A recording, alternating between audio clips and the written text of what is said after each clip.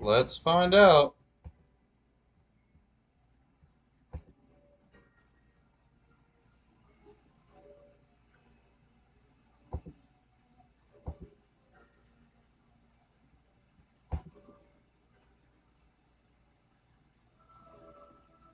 Hey, it looks like it's running well.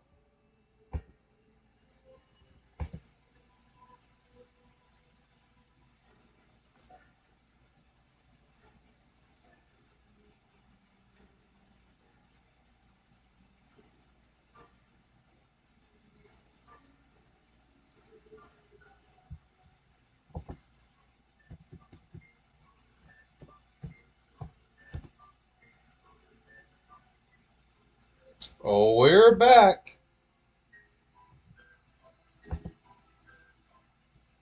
Haha, yeah. Thank God, bro. Dude, my internet is so splotchy. Like, sometimes it works fantastic, and other times it works absolutely trash. And I've talked to like the internet company. They've come out. They've ran new lines. Like, I pay for like extreme high speed internet. It never like. Oh, I got to bring the counter back up. Like, it just, I don't know, bro. I gotta get Oh, what am I doing? Wrong one.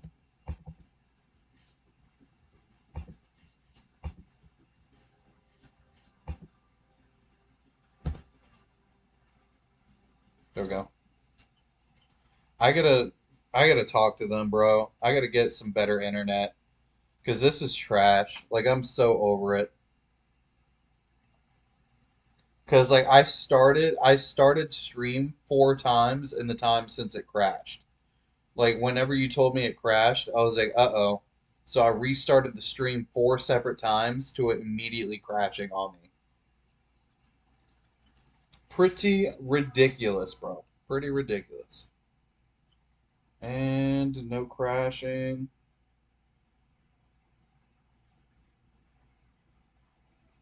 Hey. All right, we are here, guys. We are here. 58-25.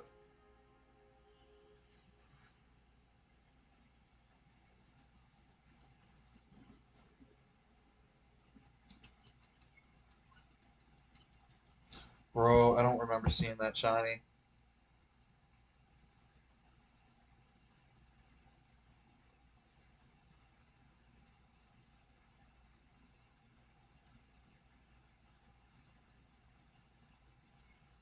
Yeah, dude. All I'm here for is fun, bro. Like 100%. Like, I'm not making any money on it. Like, I'm literally just here for me, to be 100% honest. Like, I love, don't get me wrong, like, I 100% love y'all. Like, y'all are the main reason why I do it. But, like, I'm here because I've always dreamed of being here. You know what I mean? Like, I've always dreamed of becoming a big YouTuber and working from home and playing video games all day. Um, but in the meantime, like, until that happens, I'm just gonna be sitting here chilling, having fun, bro. Like, I love playing Pokemon. I love shiny hunting. That's what I'm here for. Yeah, dude. Like, it definitely helps.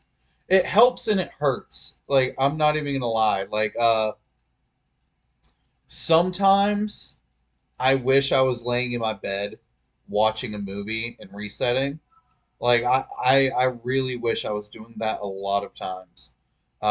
Because like that's how I've always shiny hunted. Like, I've always been in a very, very comfy like state. Like, dude, I've shiny hunted in the bathtub before. Like, I've shiny hunted in a bubble bath. Like, dude, like I used to like chill out, watch movies, watch like Comedy Central or South Park while I'm freaking resetting for shiny Pokemon. And now I can't, like, I feel bad if I look at my phone too much because like I feel like I'm disrespecting like my peeps, you know. Yo, recap. Welcome back, sir. Welcome back. But no, I definitely enjoy it. Like, don't get me wrong. I love doing this. And I mean, like, I would be shiny hunting either way. But if I wasn't on stream, I would be shiny hunting from my freaking comfy bed, you know? Like, a well, Nine was on Twitch. I liked it myself. Um, yeah.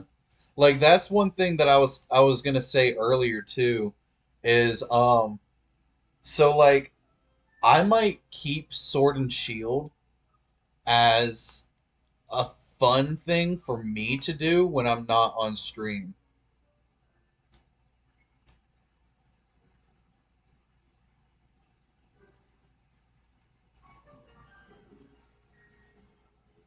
Difficult to find streams there. Dude, it really is. Like, 'cause um rating YouTube streams is like a thing. Like, which I never knew that would be like a thing. So like, I don't know, man. I'm an old head. Like, I'm 27 years old. I've never been very like tech savvy.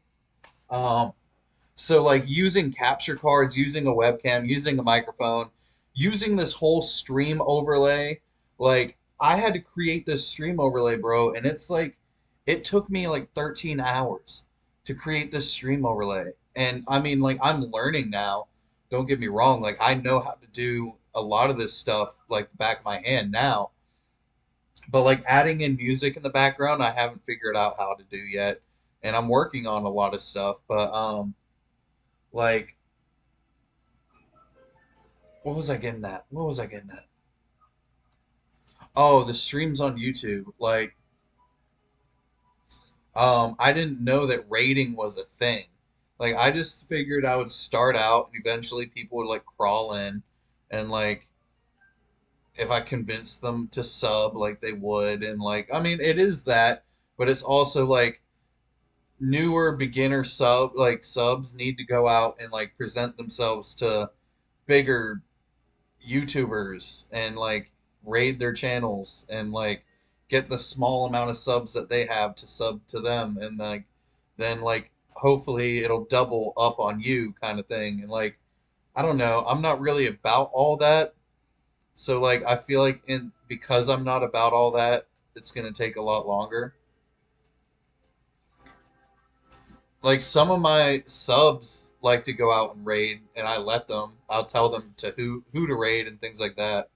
But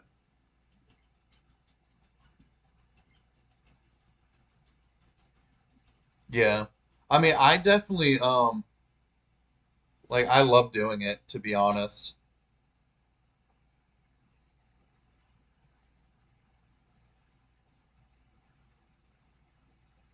Dude, I've heard some negative things about Twitch recently. Like a bunch of Twitch streamers are moving to YouTube because Twitch takes most of their profits or most of their money.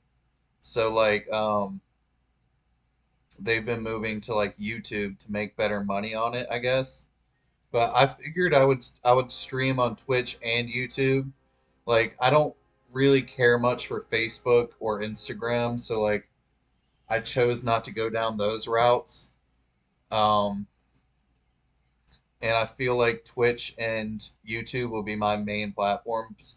YouTube being my main platform and Twitch being like a background platform. But like Twitch is super slow compared to YouTube. Like I only have 9 followers on Twitch, but I have 112 subs on YouTube. Like, it is very, very random for somebody to come into my uh, Twitch account and talk to me. Like, those Twitch YouTubers aren't good at all. Nah, man. Like some like SMK Gaming, I think his name is. He's a really good like. I love his shiny hunts. I love watching him shiny hunt. He has good content, and he's from Twitch.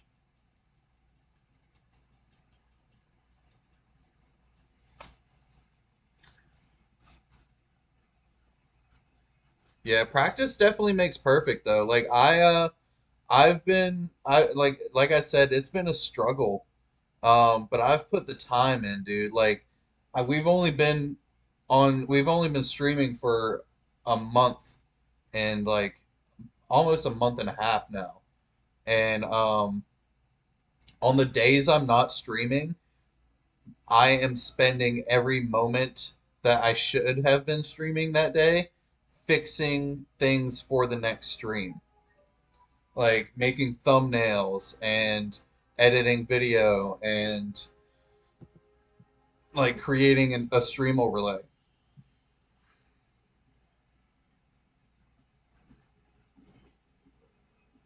Oh no, it's not because of that. Like they're not necessarily leaving because of the money. They're leaving because you got to think of one thing, dude, is like you got to know your worth in life. 100%. Like if you could do the same job, if somebody is doing the same job as you and you work twice as hard as them and but they're still making more money than you, that's not fair. And like you got to think like everybody thinks that they work the hardest, no matter what. Even myself, like I think I work super hard, which I know I do work really hard. But the thing about it is like you got to know your worth, and you have to go out and you have to get you have to make sure you are being paid your worth, bro. Um, which like go out, seize the day, and make the most out of it, and do what you can do to get the most out of whatever you're doing. Um, it's not necessarily like, oh, they're leaving because of money. They're leaving because they're underappreciated on this platform. So if that platform is underappreciating their streamers, then they should take their business somewhere else and stream on a platform that appreciates them more and rewards them with more cheese, you know? Twitch has its issues. How the site is ran is kind of poo, but if you aren't a partner on Twitch, then you get more money, but affiliates get less. Like if you hit 100 followers and whatever consistent viewers you need, Twitch is like you can become affiliate to get a sub button. I wouldn't do it if you want to keep streaming on both platforms because Twitch don't want people dual streaming if you are a partner or an affiliate. Oh, yeah, I didn't even know that. I wouldn't even think about that because in my head, like, so like I drove for when I quit my job, I was driving for Uber for a little bit, like just for some extra cash in my pocket, and like I was a subcontractor for Uber, and like if I didn't want to take a ride, like if I didn't want to drive a certain person somewhere, I could decline that ride. Like in the long run, it would negatively affect me if I continued to do that. But like which I should have. There were two rides that I should have canceled. Like one was like a 5 hour drive from the beach to the middle of the state. I had to drive 5 hours to drop this guy off, and it was insane, bro. He was so drunk. Like the whole 5 hour drive, he was screaming at me, bro. And he said the only reason why I accepted and I was like, okay, I'm gonna take you was because he said he was gonna fill my tank and tip me $100. And I was like, all right, cool. Well, I need the money. So like I drove him and but like I was a subcontractor, you know what I mean? Like I got to choose whatever I wanted to do. Like I could have picked up and canceled every single ride and not been kicked off of Uber for like a very long time. Um, so like I would expect Twitch to be the same way essentially. You know what I mean? Like, yeah, I would expect. I thought you left. I would expect Twitch to be the same way.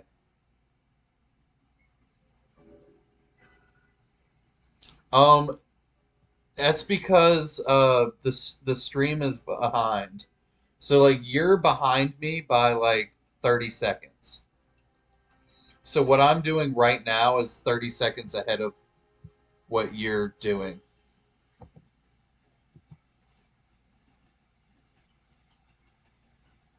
That's kind of crazy though. Like I would expect like I guess you're affiliate, not a subcontractor.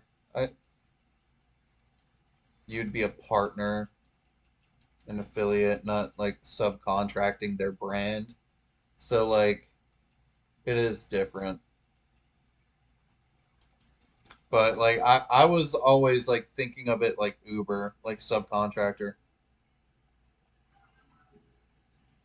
Yeah, I know. Like, dude, cause I keep Twitch and YouTube both open, and like, cause whenever I encounter a Pokemon and I don't remember if it was shiny or not, I always go back to look, and when I go to Twitch, it's already passed, so I go back to YouTube, and then like I can, like right now, I'm not even seeing the previous encounter, and I'm already, wait, let me see, and I'm already like at the Pokemon. Like I just now seen the previous encounter, and now I'm moving back to Streamlabs to move my counter up and then keep going.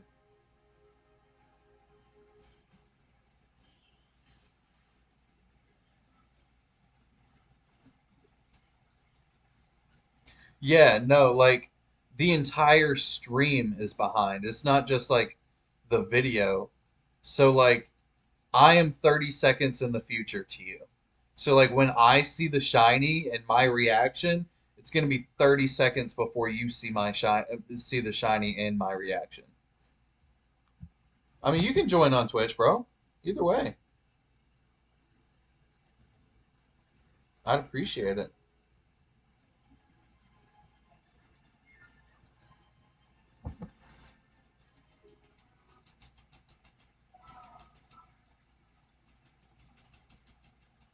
But right now we have lost 0 frames. We're at 30 frames per second with 1080 pixels. CPU's at 18%. We're good. We are good.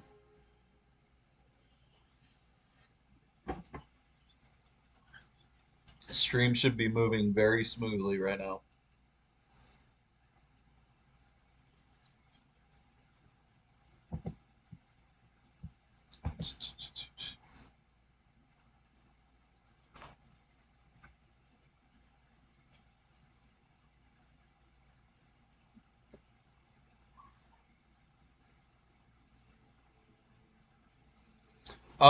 Well, there is no streaming section from YouTube. Like, YouTube, you have to like. So if I am going into YouTube to watch a stream, I literally type live into the search bar. Like, so whenever I'm trying to find a live shiny hunt, I literally type in live shiny hunt. And I still have to scroll down because YouTubers know that's what you're going for. And so that's what they put in the title. So you immediately see their video whenever you type in live shiny hunt. So you literally have to scroll down until you eventually see like the little icon that shows live. It's Kduff underscore games is the Twitch channel.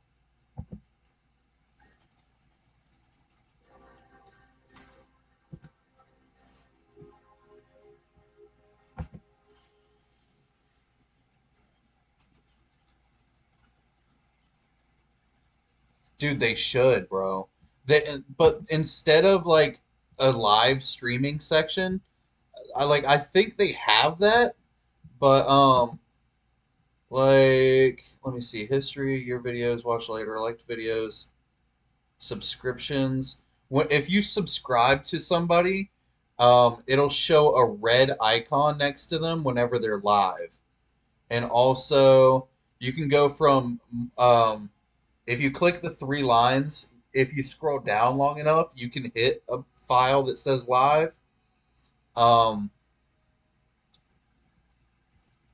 but like it's not really they're really big on like creating short videos now.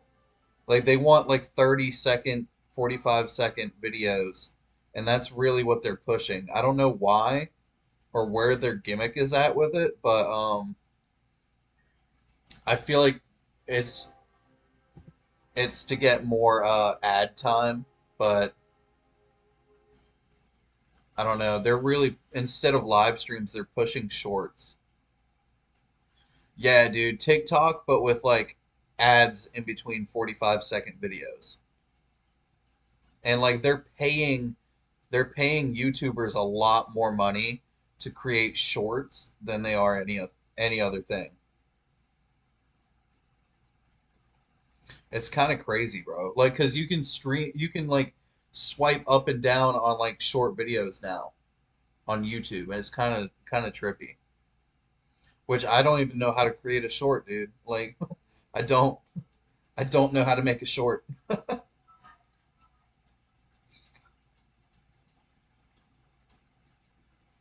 Dude, I dread TikTok. I have a TikTok and I make TikToks for this channel. Like I have a KDuff Games TikTok because I thought it would help. And it has a little bit. Like I've picked up like 2 subs off of it. But like I I don't go on TikTok. And my TikTok is so cringe, bro. I'm not a TikToker. I'm not a TikToker. I'm too grungy to be a TikToker. Like I'm too real.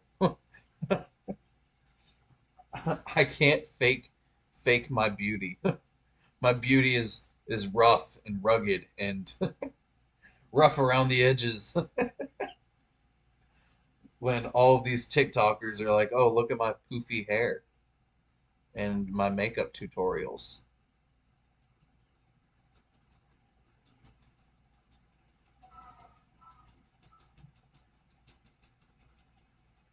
Dude, my dog is so adorable when he sleeps. My child.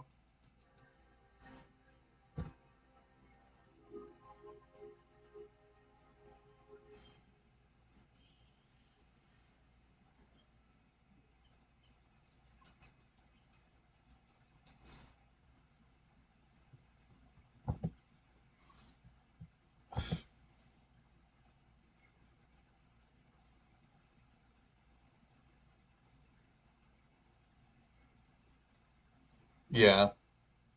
That's what I was thinking about was like doing clips. I did do a clip of like my shame and shiny reaction, and I might do that actually, but like whew, I haven't even been on TikTok in like 3 weeks, I think. So like I don't really even keep up with it, man.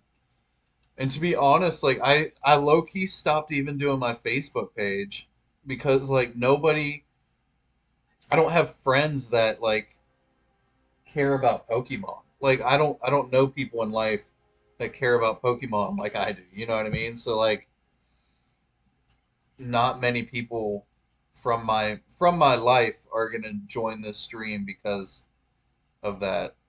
Like out of the 112 people that are subbed me on YouTube, probably 18 of them were from like the first 2 days of like people from my Facebook, and most of it's just because like family and friends need to support, you know. But the other pretty much 100 subs are all from streaming and winning people over and the grind, you know.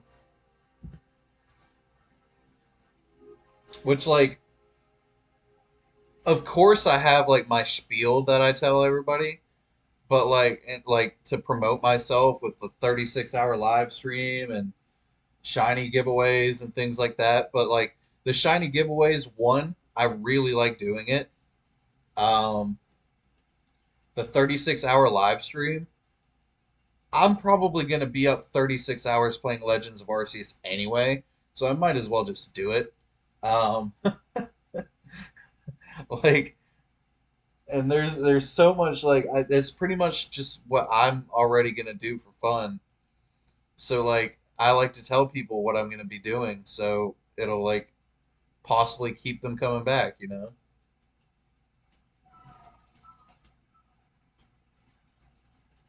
But like the spiel always like somewhat sounds, I don't know, man. I kind of don't like it.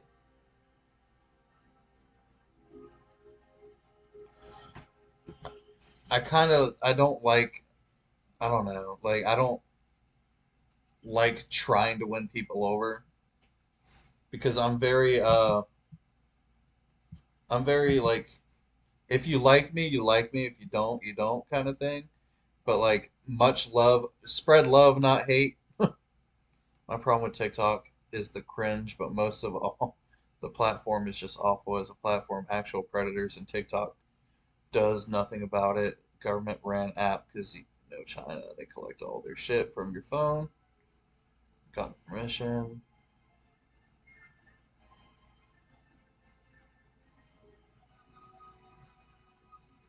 Oh yeah, dude, like completely. Like that was like a whole big thing when TikTok first came out. Like the US, that was going to be the first thing that the US banned. And that was because of like insider like they could find things out, you know?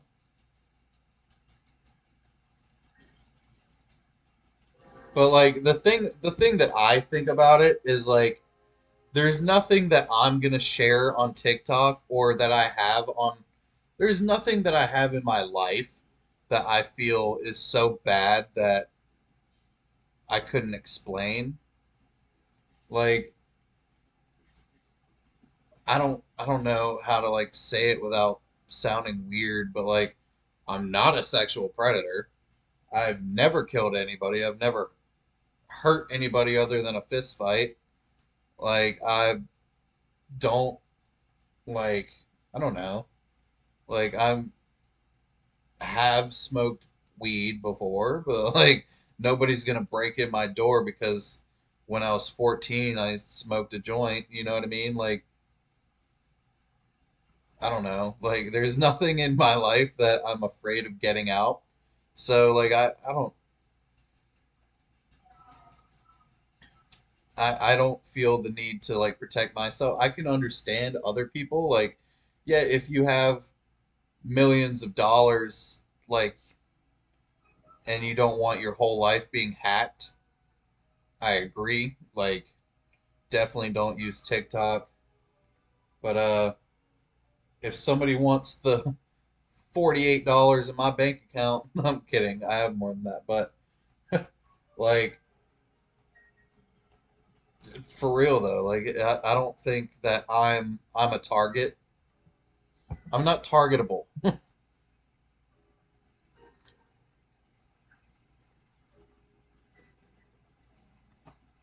Dude, oh my God, bro. All right, yo. I have to say this. When you just said attention span, bro, all right, so one of the reasons why I haven't looked at TikTok in a few weeks, before I started streaming, it was like the middle of the semester of this school, this previous semester, right? I would wake up and I would know, like, okay, I have all this homework to do. And in order to get it done, I have to start it at 5 p.m. And I would wake up at like 11 o'clock, 10 o'clock, right? So plenty of time to like cook, make breakfast, like drink some coffee, make lunch, have a good day, take Pity Paws to the park. I would sit down on the couch and I'd open my phone. And I wouldn't open TikTok. I would go to like Facebook, I would check on my friends, I'd send out messages, right? And then I would like see a message on TikTok. I'm like, oh, okay, I'll go look at it. Or like my friends send me a TikTok and I'll go look at it. And like, haha, I laugh. It's funny. And then like I just scroll. Next thing you know, I scroll and I scroll and I scroll and then I scroll and then I'm locked in for like 5 hours, dude, until I look up and I'm like, whoa, why is my head hurting? Like, why am I so dizzy right now? Like, why have I just looked at this app for like 6 hours straight? And it's kind of nuts, bro. Like it is 100% nuts. If you don't have something like an outer force that triggers you to look away from your phone, you're stuck in TikTok mode. Like it is crazy, bro. At least for me. And like it cannot be positive seeing all of these like fake magnificent lives in front of you when you're eating ramen noodles every night. You know what I mean? Like it can't be good for kids to see all these people having extravagant lives, fake extravagant lives, I should say, when they see their parents struggling to get by and giving them the best lives that they can. You know what I mean? Like, it's kind of crazy. That's how they get you. You keep scrolling and scrolling, trying to find the next funny video. Video after video gives you that good feeling, chasing that dopamine dragon. Yeah, dude, it's literally crap. It's literally heroin. It's a phone full of heroin. It's and forget about the war on drugs. It should be the war on TikTok, bro.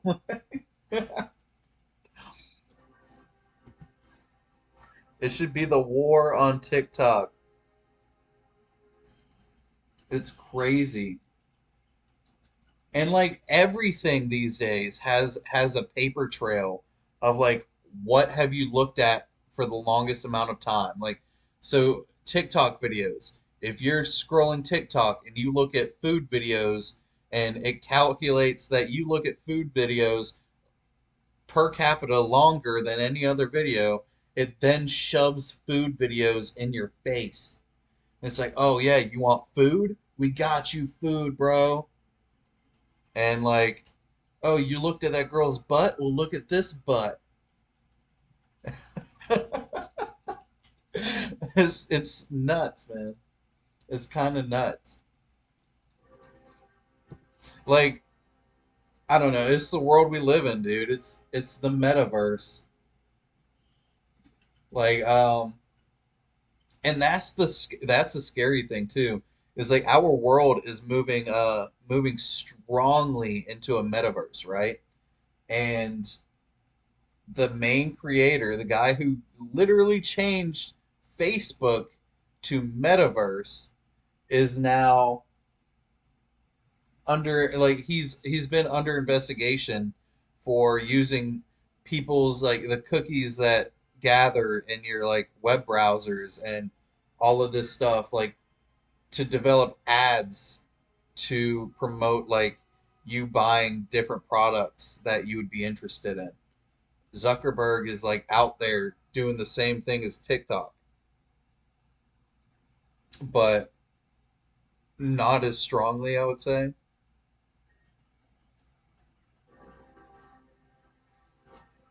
But like, if you think about it, bro, like it's think about what was that movie? Oh, there's a movie where like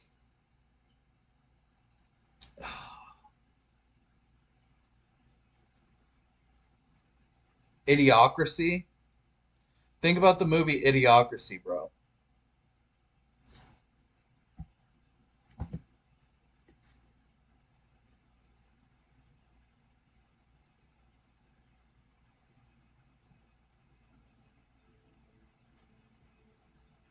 Yeah, dude. And now, like, I mean, Mark Zuckerberg is the biggest on making like, okay, well, um, like you know how people were talking about if you talk about say you were talking about like a stairmaster, right? Something just out of the blue, like, oh, I want to start working out. I should get a stairmaster, stairmaster, stairmaster, right? Now you open Facebook and you scroll down like 3 pages, and then you see an ad for a stairmaster. Like your your phone is listening to you, bro. Like, but Mark Zuckerberg says it's not. But it is. It's got to be. There's no way. Because one, you never looked up Stairmaster on Google, you never looked it up on Facebook, you never did anything, but you said it 3 times and now it's on your phone. It's kind of nuts, bro. And like if you think about it, we're moving into what we know now as like the metaverse. And like people are already buying um like land and real estate and video games in order to like get ahead for the future, and like they're creating like very small bitted like uh, characters and selling them for billions of dollars, bro. Like it's kind of nuts.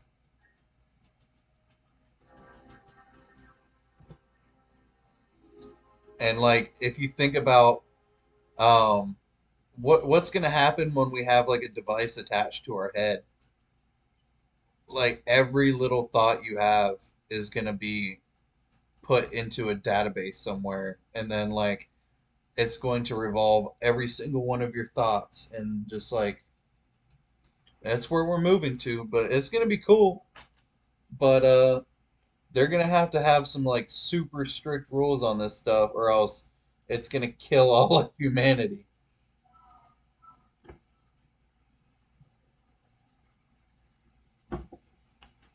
Like don't get me wrong, I'm not big on like conspiracy theories or anything like that.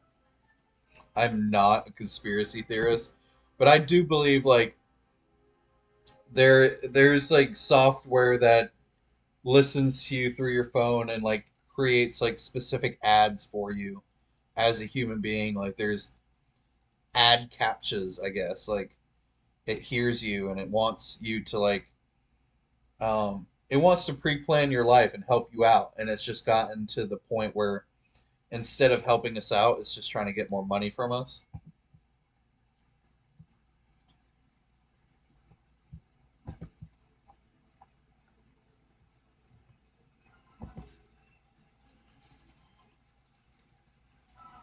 But like I don't believe that to be conspiracy theory. Like I believe it to be like a hundo. Like it's the truth, you know?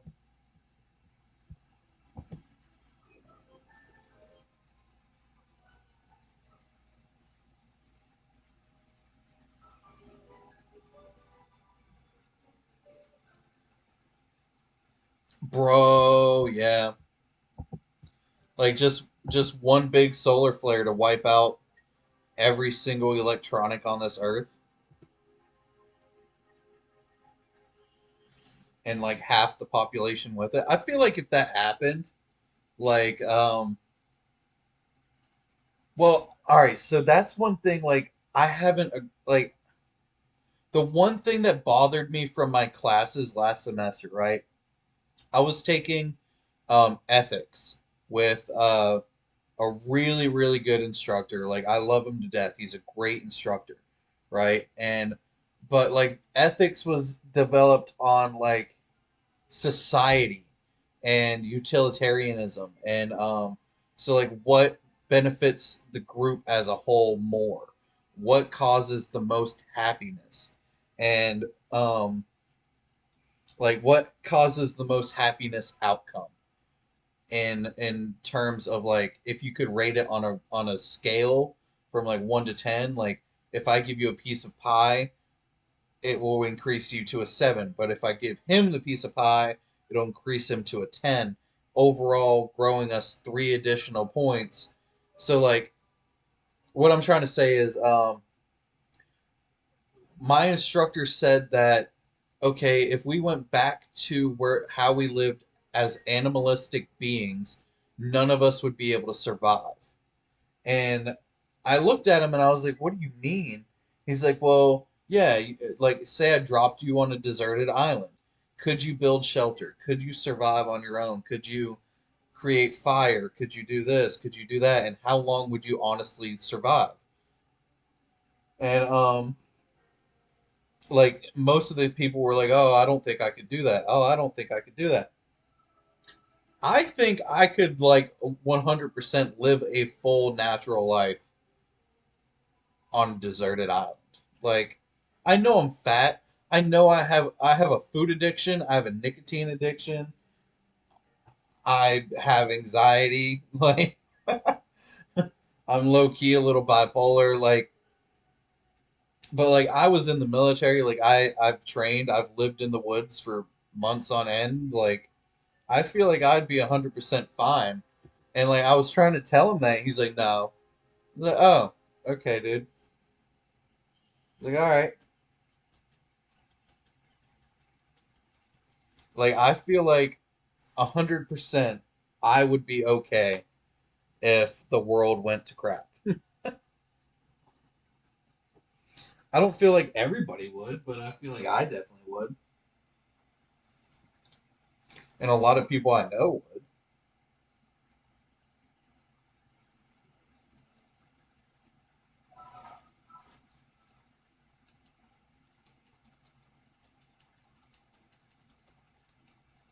Like the first thing that I would do, dude, if like was my character even there?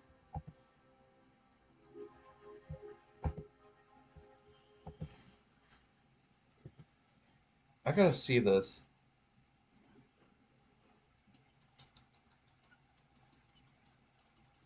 Yeah, I don't think my character was there. Or it was just blending in with him.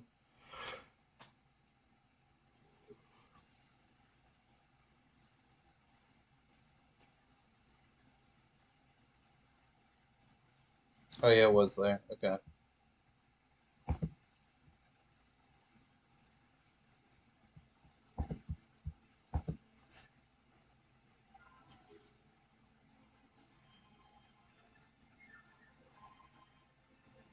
Yeah, we are. We are, dude. Like, because you have to think like our biology, like we're programmed for two main things: survival and breeding. Just say breeding. Replicate, reciprocate. What? Breeding, breeding, reproducing, reproducing, reproduction, survival and reproduction, biologically implanted in our DNA. Like those are the two main things of life. That's why if you corner any animal, they seem to lash back. Yeah, dude, that's why it's a proven fact. Like times of war breed strong people and strong people breed times of peace and peace breeds people who are weak or something like that. There's like that circle. Like weak people, war. Strong people, peace. Like weak people, war. Cause and effect of like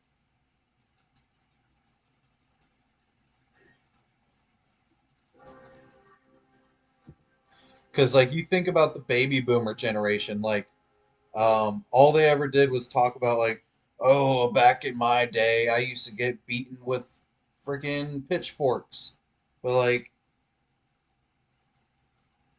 now, like we can't survive if like our parents yell at us. It's kind of crazy.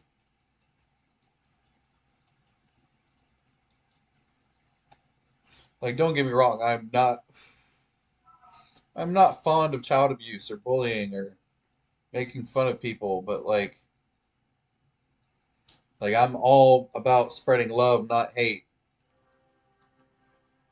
But I do believe like we're in a generation that is weak. The fact that everybody is triggered from the smallest little things, and I don't know.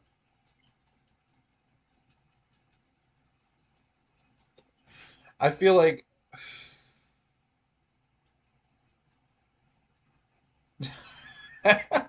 if it's deserved, of course. Yeah. Like that's the thing growing up. So like I was like 15 and like my best friend had two little brothers.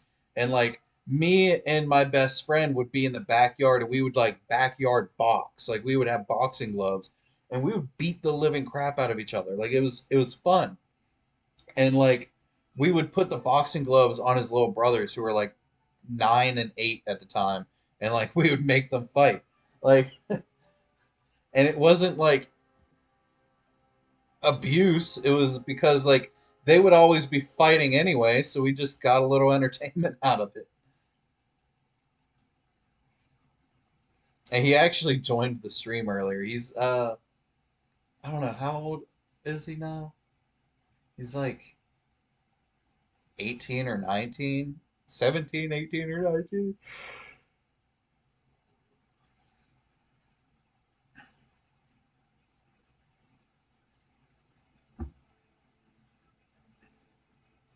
But like they're strong kids now, you know what I mean? Like and they were horrible, horrible children. They were horrible children. Like my friend got his first car and the first day that he had it, his little brother walks out with a metal bat and starts beating the car in and shoved like sticks into the muffler and just because they didn't want him to have a car. They were like, no.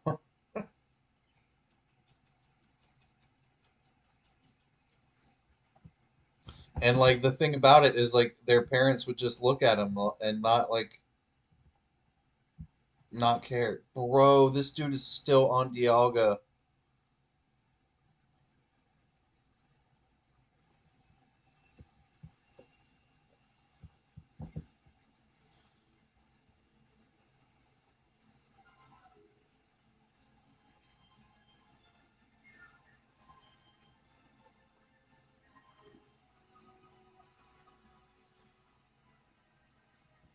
Yeah, there's not a time that I would ever accuse my dad of abuse,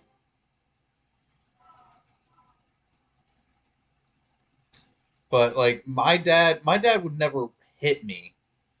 He would always grab the back of my neck and like pinch, but like I like just to like send a shiver down your spine kind of thing.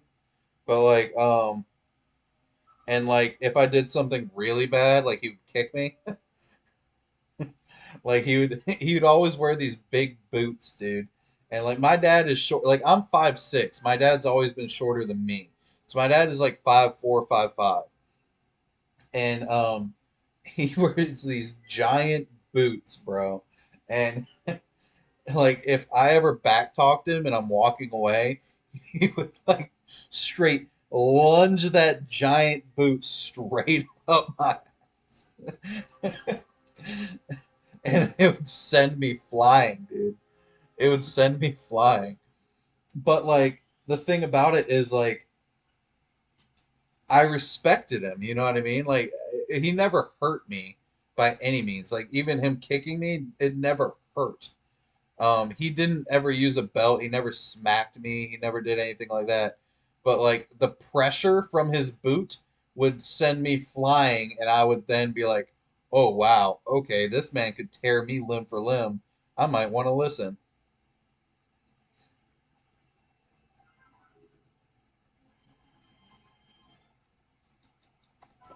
Oh yeah, no, I'm not. Yeah, I wasn't like I'm not.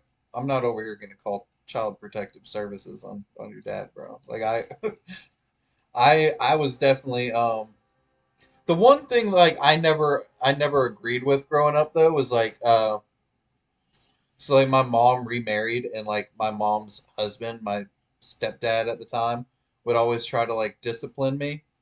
And it was things like, so I've always been a very self-realization, like I knew I was like a very wild child. Like I wasn't wild, I wasn't crazy, I didn't do bad things, but I had ADHD growing up, and so I would do things before thinking about it, and I would have like irrational like meltdowns and things like that whenever I was like below 8 years old. But there was one day where like I was in church, right? And like my stepdad, my mom wouldn't even go to church, but my stepdad insisted that me and my sisters go with him and his family. So like there was one day I was at church, and so this is probably where I got my love for Pokemon. Instead of listening to the pastor, I would just be sitting there on my Game Boy, and like I don't know what I did to get in so much trouble, but I guess like the pastor was trying to talk to me or something, and I ran away. And like my stepdad didn't like that, so whenever we got home, he said he was gonna like punish me or beat my butt or whatever. So I ran to my room, and I got as far back against the wall on my bed as possible, and he ran into my room, and when he reached for my leg, I straight kicked him in the nose. His nose started gushing, dude, and he never touched me after that day. But I never understood like step parents punishing you. Like I could understand like if he was my stepdad from like when I was like a child, but I don't know. My mom would just spook us with a wooden spoon. Yes, dude. My mom would hit me in the knuckles with a wooden spoon, bro. My mom did the same thing, bro. My so I don't know why, but my mom had like a knack for whenever she was like doing the dishes and loading the dishwasher, she would always stub her toe. So like it didn't matter what I was doing in life. I I could be like at my friend's house across the street. If my mom stubbed her toe, I knew about it and I was in trouble. My mom would stub her pinky toe so much. And like if it didn't matter, I would be literally mopping the floor behind my mom. If she stubbed her toe, bro, I'd be grounded for like a week. Dude, and shoes. Like my mom, I remember my mom's like white like almost like van like slip-on Vans, like white slip-on Vans, like those those shoes and wooden spoons.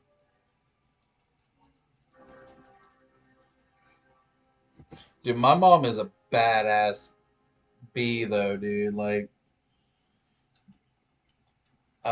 there was this like one of my I have five sisters, and one of their boyfriends was like over at the house, and like everybody was hanging out, and then they got into a fight, and he like raised his hand at my sister, and like he was gonna hit her, and like he pushed her to the ground, and she was like in a corner. Dude, my mom seen it, and she was she like I guess she was cooking steaks on the grill, but like you know those like metal like chunky giant metal spatulas that like on one side have like prongs, the other side is meant for like cutting, and like it's like a wooden handle with like the strap. Bro, she went after this giant dude with a spatula because he pushed my sister on the ground, chased his ass all the way down the neighborhood, bro. Yeah, man. Like she this and I'm telling you, dude, this guy was big, bro. And my mom is so dainty, and she was just going after him. It was fucking hilarious. Bro was running with his tail between his legs. I think I was only like 9 years old too.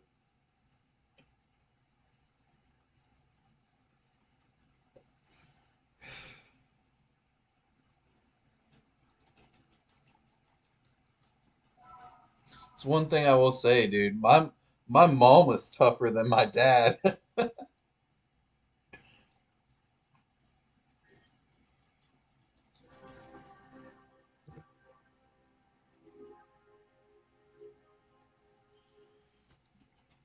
Dude, I'm like getting no resets.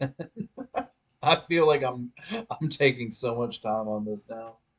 Oh, I appreciate it though. It's 3:30 in the morning. Yeah, I expected to be at like 6,000 by 4. That's not gonna happen.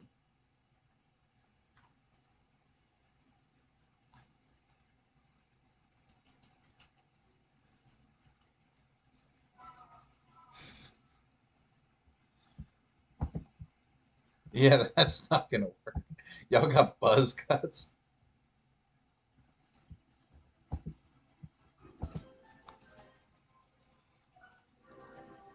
Yeah, I don't the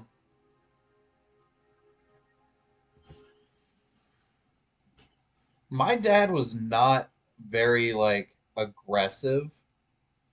My dad was a very like for who he was, like my dad is a very grungy ex drug addict, um like grew up poor, like backwoods, like he does stupid things.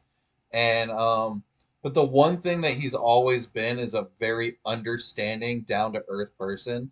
Like um me being a child with ADHD, like he would run my ass, dude. Like he would be like, okay, so he would think rationally, like, um, in order for me to go take a nap, what do I have to do to make my son also take a nap? And he would be like, baseball. Let's go play some baseball where I will throw the ball and have him chase it. Dude would treat me like a dog. He would chuck the ball, and I was like 6 years old, so I could run after it, and he would burn me out, bro. And but it was like now thinking back on it, it was all because he wanted to take a nap, or like he wanted me to calm down. You know what I mean? Like he would always think rationally. Like if I ever lashed out, he would always like somehow think rationally in the moment without getting upset.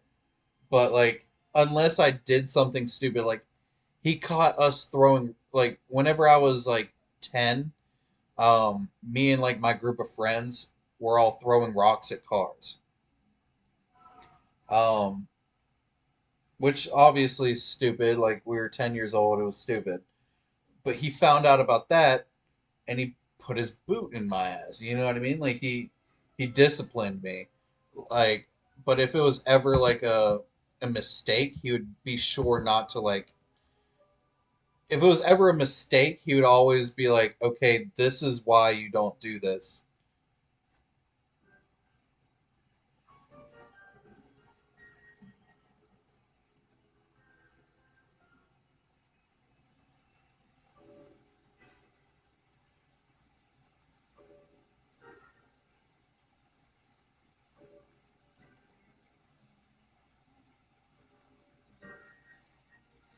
Bro, me and my youngest sister is 3 years older than me. We would beat the crap out of each other, bro. Um, but my dad always like, I don't know, my dad was always big on like, okay, well you started or somehow you got yourself into this, so you need to get yourself out. And he would give me advice on it. He'd be like, "All right, well you have ADHD, so go in there swinging like crazy." I'd be like, "Okay." I'd go in and get freaking butt whooped. Dude, I don't know, I was a very soft kid. Like I was very like when I tell you that I got we got caught throwing rocks at cars, I got caught being with my friends while they threw rocks at cars. I was sitting behind a tree playing Spyro on my Game Boy. I like dead ass. I didn't throw a single rock. I was sitting behind a tree, and then some old man came down and was like, "Hey, they just called the cops on you. There's plenty of cars with dings and dents and broken windshields. The cops are on the way, and we took off. And like the cops didn't catch us, but my dad realized we were out of breath and was like, "What did y'all do?" And he heard sirens.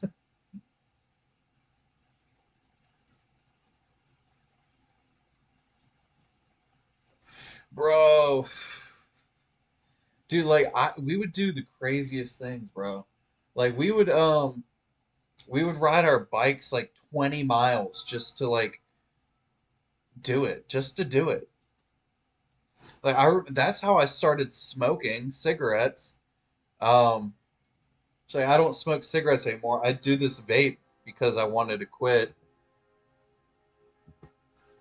But so like me and my friend when we were like 13 or 14, we were just like riding our bikes so crazy far away, bro. Crazy far away. And we stopped to take a break and there was a pack of cigarettes on the ground on the side of the road. And I realized, hey, that's a sealed pack of cigarettes. And I picked it up and I was like, huh, wow. And then we were like, well, we have a lighter, like idiots. And my dad smelt it on me and kicked the crap out of me.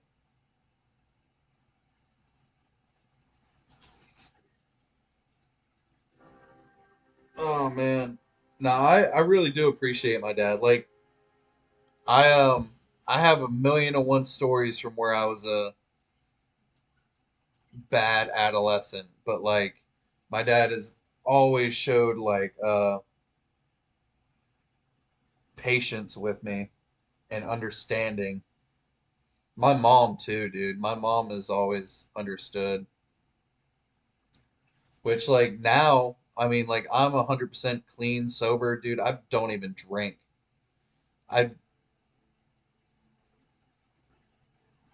Yeah, my mom eventually just started buying them for me, but like that was like low key on my part. I sort of almost made her. It was kind of weird. Like I was a really good kid, but I told like pretty much I would just do what I wanted at one point. Like I never got into trouble. Like I have a no background. I have a completely clean record. Dude, I don't even have a speeding ticket. Like I don't drink anymore. I don't smoke anything besides this vape. I don't do anything. I just play Pokemon, go to school. Once in a while, I'll drink like some mead or some whiskey, but tequila actually. I don't know, man. I'm just trying to live.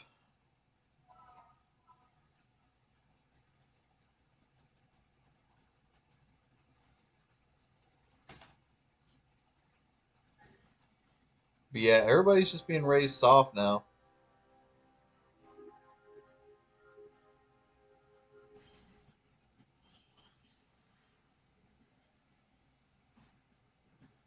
Yeah, dude, same. Like I started early.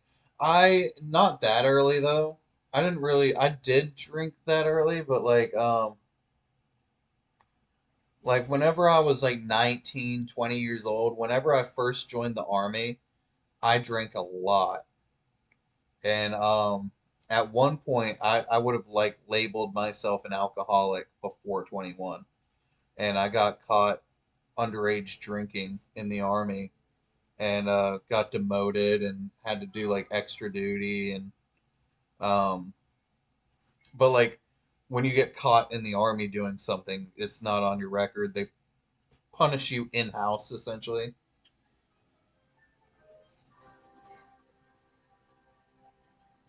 So like for 2 weeks I had to work like 18 hours a day on top of a demotion that I had to wait a year to get back. Like it was crazy. On top of money being taken from me.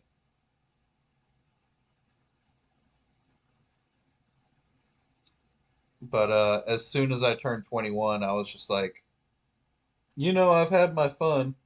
Like, yeah, I'll go downtown, and I mean, I went to clubs, I went partying, but by the time I was like 23, I was pretty much done with it.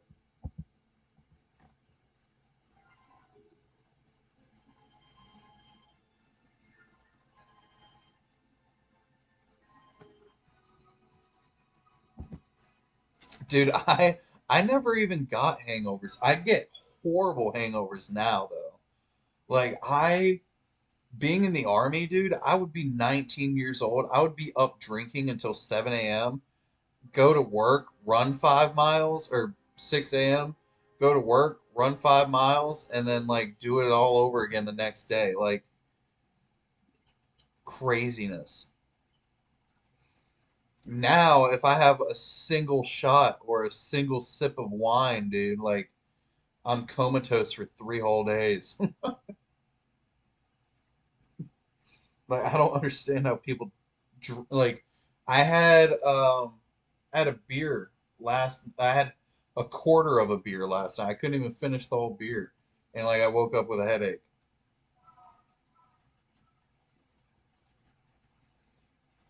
Yeah, dude, that's me.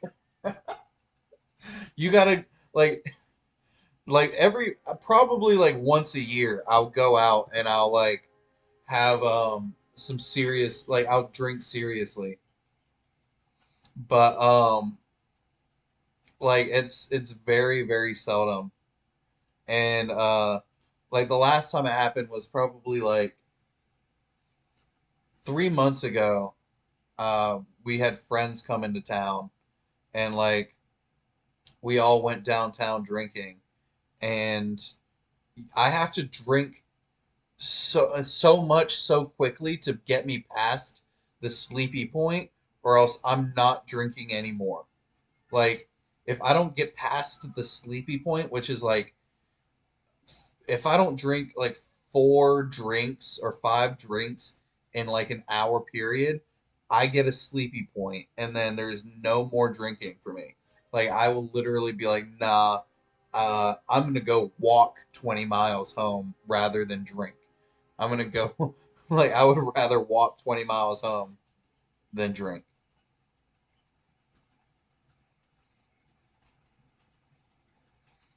Like I can't do it anymore.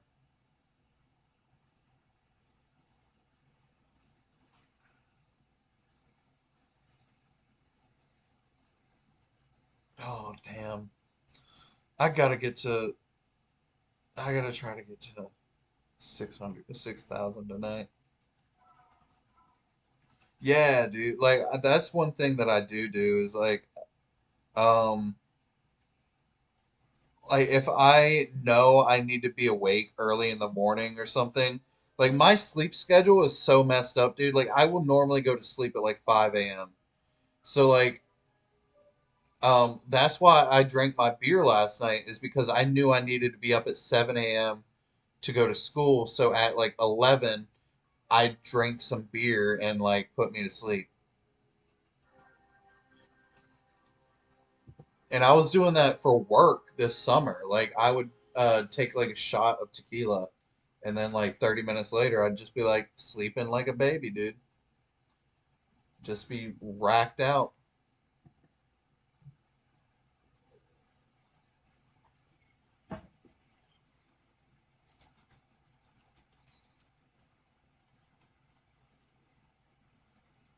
And I found out that like coffee shots actually put me to sleep rather than wake me up. Coffee shots are like the best way to fall asleep. Like Jameson cold brew, because I used to work in restaurants, and whenever I would go pick up liquor from the ABC store, like I knew all the people in there, and they would give me all these free little shooters. They'd give me all these shooters for free, and I still have probably like 45, and that's on top of like all my friends coming over and drinking them. But I had like 20 Jameson cold brew shooters, and I would take one of those before like just racking out. Yeah. But like it wasn't necessarily like I wouldn't get anything from it in the beginning. Like I would take it and then like 15 minutes just be out.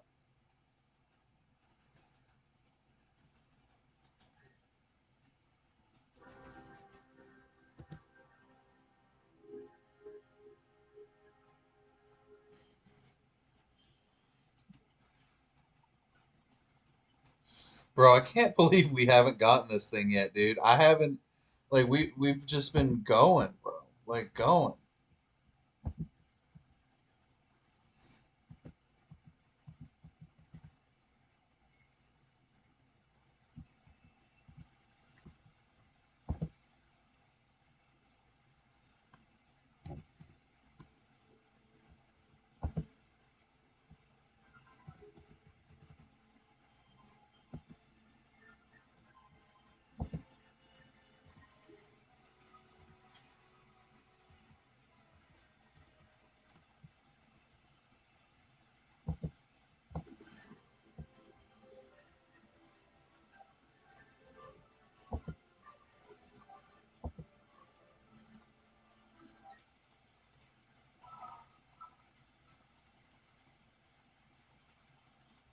Dude, that's crazy, man. Like I'm the same way though.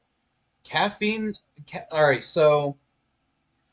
all right, so whenever my body is clean, like detoxified, caffeine will make me stay up for hours, dude, like days. Like I have not always been a coffee drinker. So whenever I was in the army, I was like natural, like my energy was all natural from the food that I ate. Like I was good. But now, like in order to get through my day, dude, I have to drink like 2 or 3 cups of coffee minimum. Um, I have to wake up and brew a cup of coffee. Um, like I'm drinking soda at 4 a.m. because like I'm trying to stay like somewhat in a right mindset to be alive right now. Whereas like 7 years ago, dude, I would if I drink so I had this obsession with Gold Peak green tea, right? And I would buy like the little bottles of Gold Peak green tea and I would have like 12 of them, right? I wouldn't drink all 12 of them, but I would buy like 12 at a time. And I would have like one a day. And if I drank it past 5 p.m., I wouldn't go to sleep that night. Like one bottle of Gold Peak green tea, I would not go to sleep. But now I could probably drink all 12 and pass out like a baby, dude.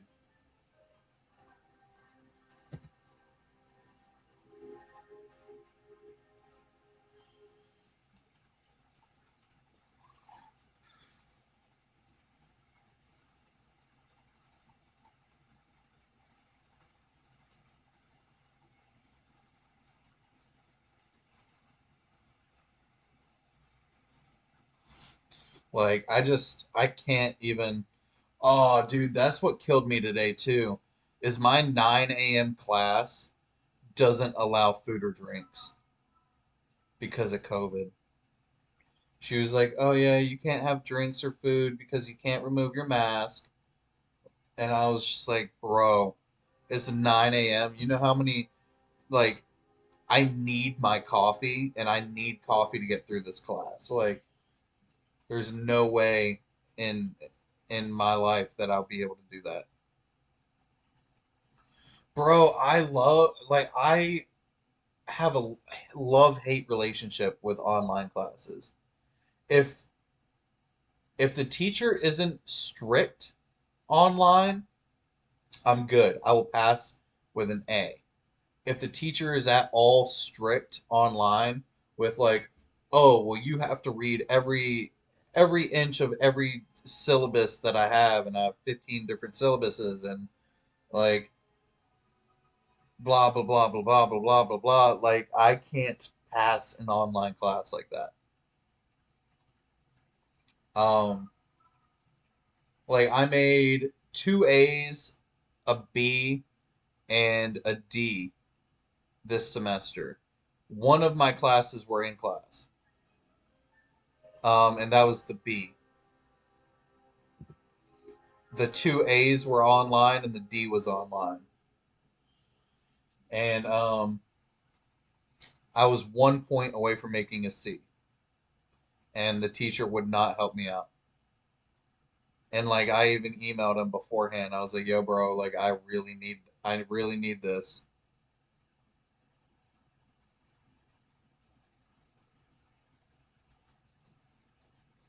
I mean, that's what I did all semester. I I have like before I had this game room, I set up at my dinner table, which has like double windows looking in my backyard, and like the sun shines like perfectly through it to where it's like not in your eyes, and like it was like a vibe moment. So like I would wake up, I would pour myself a cup of coffee, I would drink my coffee, I'd have my dog on his lead out back, and like just so he could get some like fresh air, and I would have the window open. I would just watch him as I'm like listening to my teacher. It was good, bro. It was good. But I like the online classes that don't have lectures. Like I like the online classes that it's completely on you. Like they're like, okay, well here's the chapter. Uh, here's the chapter. Watch these videos. Answer these questions. Here's the homework. Here's the test. Get it all done this week. All right. Here's the video. Here's this. Here's that. Do it all this week. So on and so forth. Those are the online classes I like.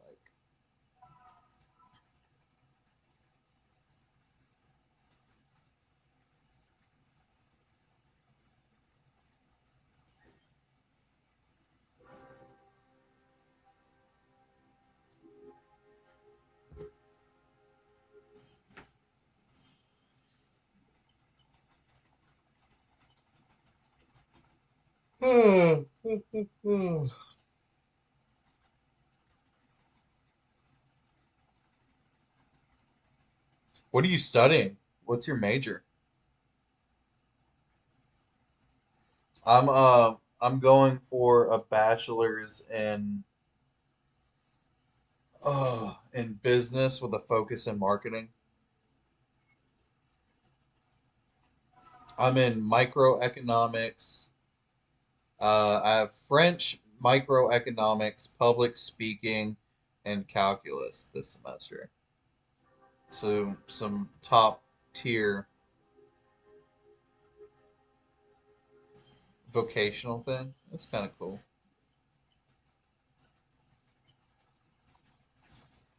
That's kind of cool.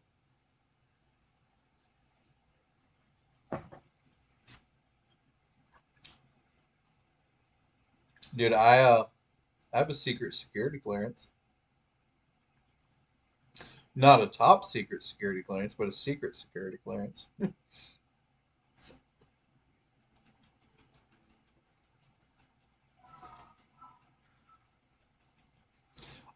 Dude, I love school, bro. Like, don't get me wrong. Like, I love work too. Um, well, I used to love work until I made it to the top in restaurants. Like, I was the general manager, and I was gonna be a restaurant owner. I was gonna open my own restaurant, but as soon as I made it to the top, I realized how shisty people were, dude. How shisty and like uncaring and unloving like business owners were. So like my number one thing, like the reason why I'm not working, the reason why I quit my job is because of how shisty these people were. And I didn't realize it when I got the job. I thought I was like in heaven when I first got the job. And then things turned around really quickly, bro. And so like I realized how shisty and uncaring like people really were of like their employees. Like they would literally tell me like, "Oh, hey, what about this girl? Why is she just standing there? I need like that's bad for the company. Go fire her." I'm like, "No, you don't just fire them. You coach them into being a better person or a better employee." And if that doesn't work, then you can fire them. But like you don't just outright just fire people because like especially in our economy right now, you can't just hire them.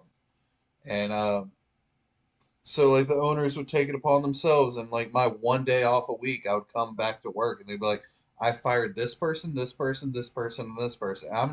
I'm not even kidding you. Like they would give me a list of people I would need to take out of the system, take off payroll, and like find replacements for.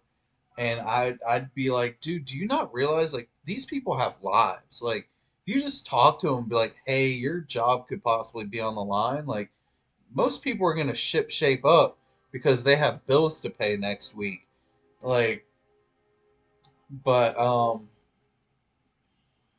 they never thought about things like that because like they have all the money in the world. They have retirement funds. They have like 401k, Roth IRA, like they have money in stocks and yeah, dude, like that's well, I mean, it was my job to fire people. Like they are the owner, I was the head manager running the restaurant. Um so like anything that if the restaurant wasn't running correctly, they looked at me. And then I would look at my managers and depending on their department, like it was just trash, bro. Like money laundering, like blatant money laundering too, dude. Like so bad. The last place that I worked at didn't money launder, but so like when you work overtime, you get time and a half, right? My this restaurant wouldn't pay time and a half. So I would do payroll.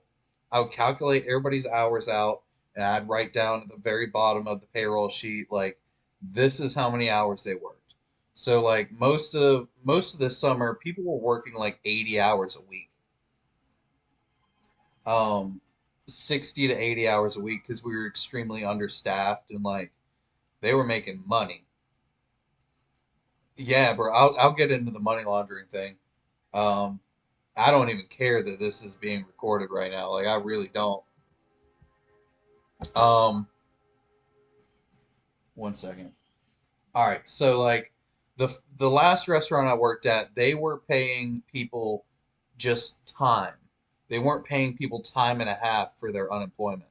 They were paying them just their normal wage. So like if you worked 75 hours, you got paid for 75 hours of work. You didn't get paid time and a half for the 35 hours past 40. And no, like so whenever I do the paperwork, I literally just circle at the bottom like, okay, I am confirming that this employee worked this many hours. And I hand those stacks of sheets to the accountant and I move on with my day. All I do is check behind each employee to make sure they clocked in and out appropriately. That is my job on payroll as like the head manager. The accountant then handles it from there and then prints out how much they're supposed to make, sends them their check or direct deposit, right? But our restaurant refused to pay time and a half, and now they're being sued, and not by me, but a lot of people went to the Better Business Bureau, and my kitchen manager. So the I quit and I left. My kitchen manager that week had COVID. I didn't quit just on a whim and walk out. That's not me. I gave him a month's notice. And but my kitchen manager got COVID and he was out quarantining and when it came payday, they didn't pay him. Not even for the week that he worked of the 2 weeks. Um so like they just didn't pay him at all. And like he's now like suing them for it. But yeah, so like there's this the place that I worked before then, um so like the accountant and the owner the owner owns like three different businesses, right? But she doesn't own three different businesses. She owns the restaurant. Her niece owns a real estate company, and their cousin owns another company. But it's all being ran out of this one building that has an apartment on the top. Like, so it's a restaurant that you can go up this flight of stairs and there's like a whole apartment up top. And so the restaurant was given to the restaurant was given to this woman when her mother died. Um, but in the will, it says that every dollar of profit needs to go from this restaurant needs to go to charity, and it's to her mother's charity that is given to this like local church, essentially. So like every dollar, every cent of profit, um, over like over a certain amount, like $5,000 a month, goes to charity. Um,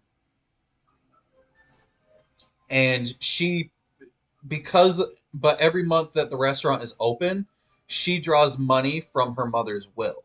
So like she makes a lot of money from her mother's will. Like a lot of money. Like she's a millionaire. She's 100% like she has guap, dude. Um like freaking retarded guap. And but she's selfish. So the restaurant doesn't make money because all the further money goes to charity. But she gets her personal money from her mother's will, like $30,000 a month.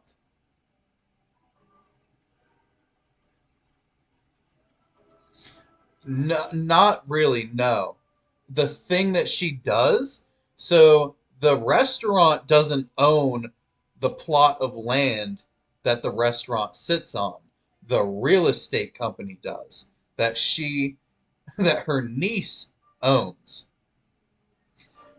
She pays herself rent from her restaurant to her niece's business of $30,000 a month, bro. $10,000 to each of them a month. She pays herself rent with the profit from the restaurant so she doesn't have to give it to a charity so she can fake her way through her mother's will and pocket more cash because it is a restaurant expense. Yeah, bro. That's like the definition of money laundering, bro. Like,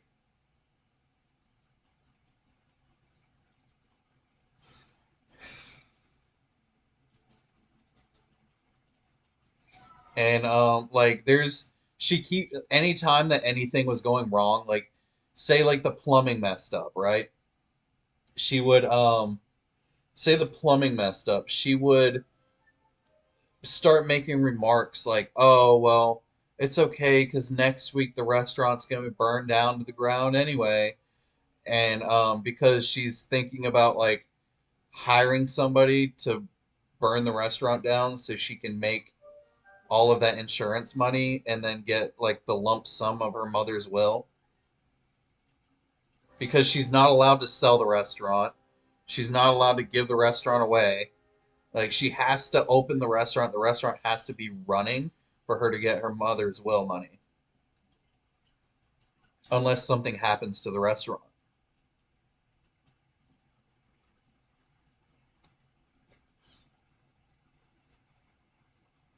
Craziness, bro. Like I live at the beach.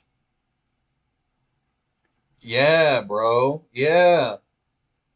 I live at the beach, bro. And like these rich people at the beach, like these self-made rich people at the beach are very, very shisty, man. Yeah, that's what I'm saying.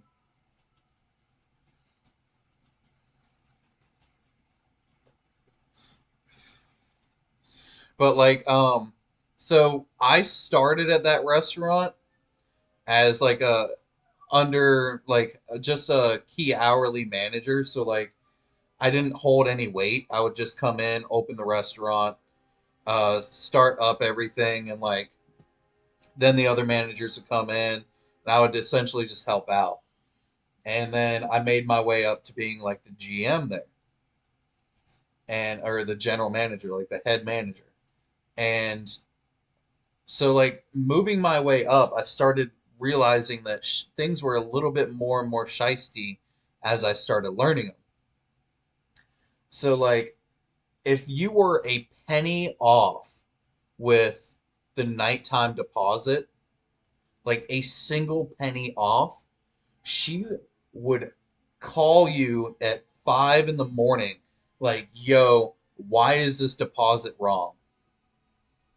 And you would have to explain why it was a penny off, bro. And that was because she was afraid that of getting audited from the IRS.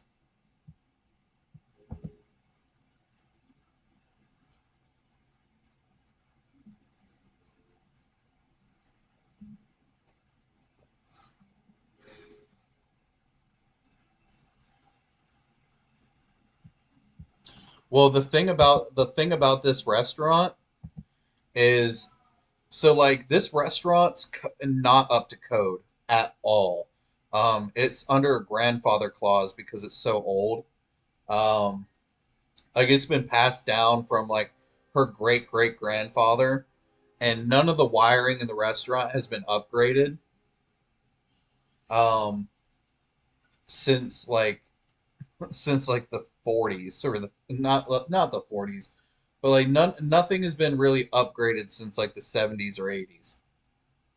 And so like it's one of these old tourist beach restaurants that like had an arcade in it, had putt putt outside, and like now it's a fine dining restaurant that when you walk in there's a gift shop. It's like a bougie beach Cracker Barrel. And like they sell alligator heads and like conch shells and like pearl necklaces and things like that in the gift shop, and then fine dining in the restaurant. And but like the restaurant is so old, bro. Like it's crazy. It's grandfathered in for everything. There is like in the kitchen, there's a bathroom like 2 inches from the stove.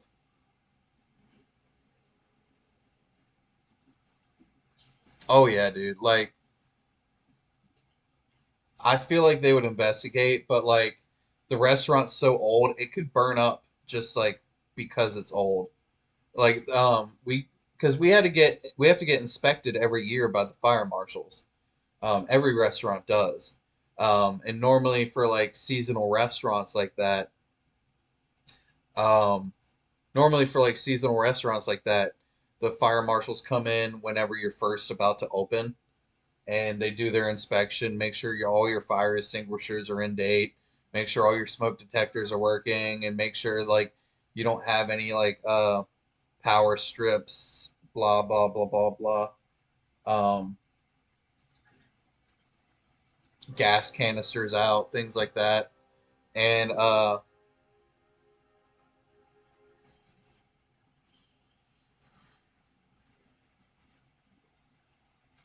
so like whenever they came the last time, they were explaining to me like if this restaurant ever caught on fire, there's no way they're putting out the fire. They told me that. They were like, there's so many different corridors in this place that all they would be able to do is break in, try to make sure nobody was in there, and then walk out and just watch it burn to the ground. Because of how old it was, it would immediately just burn up, and that there would be like no trace of the restaurant.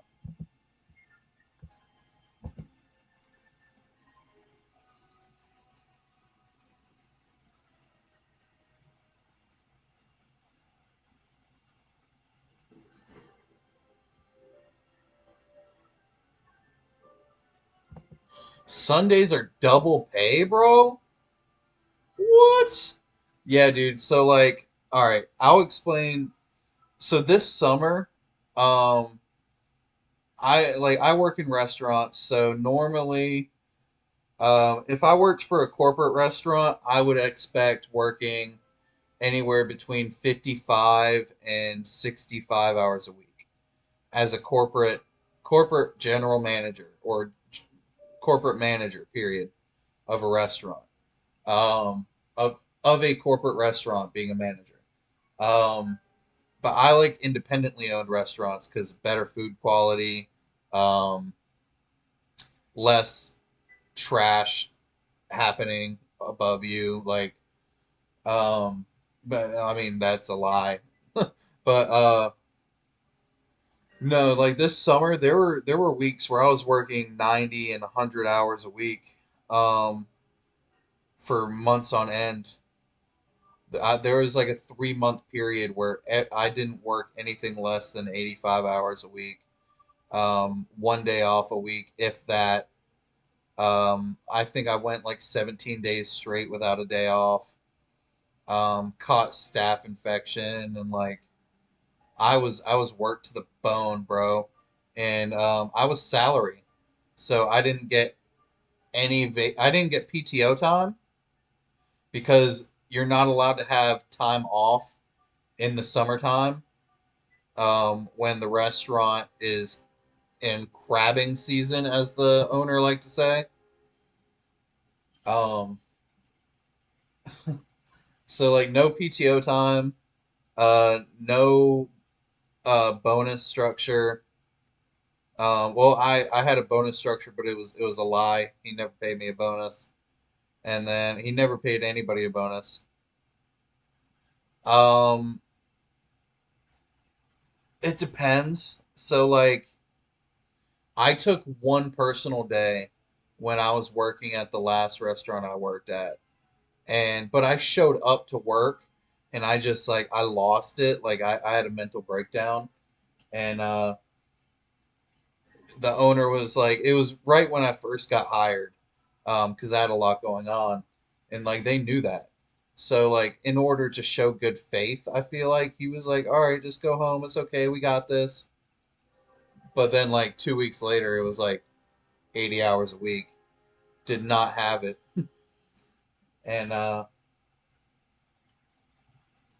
yeah, like it was just craziness, dude. Like 100 hours a week, no paid time off. If I got sick, like there was nobody to cover me because like I would literally work 90 to 100 hours a week because my other managers didn't know what they were doing. And whenever I would take my day off, I would have to go in the next day and be the only person there working from open to close and fixing everything that they fucked up while I was gone for that one day. And it would probably take me like 2 days just to get the restaurant back in order the way that it was supposed to be ran. And I like it was like I was behind every day. I was just done with it.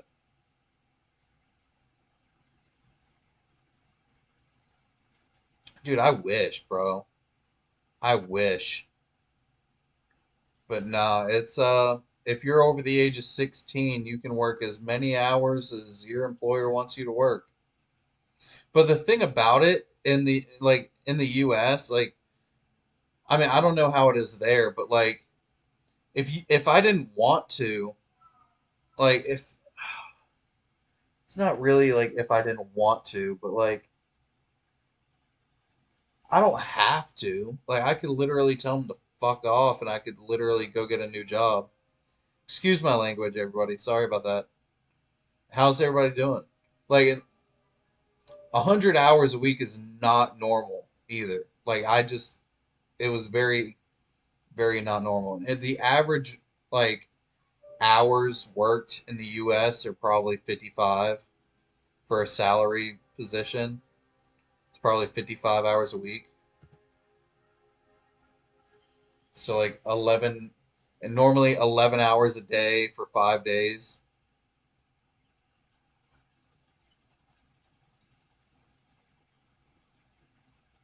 Dude, I wish. What is that?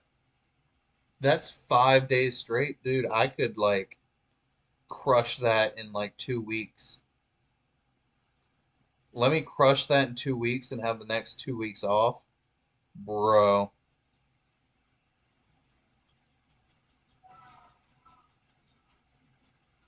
Yeah, I would say lowest the lowest amount of hours I worked in the past three jobs that I had in a week was probably like 48, like almost 50. And like that 48-hour week, I was like ecstatic, ecstatic. I felt like I had the entire world off.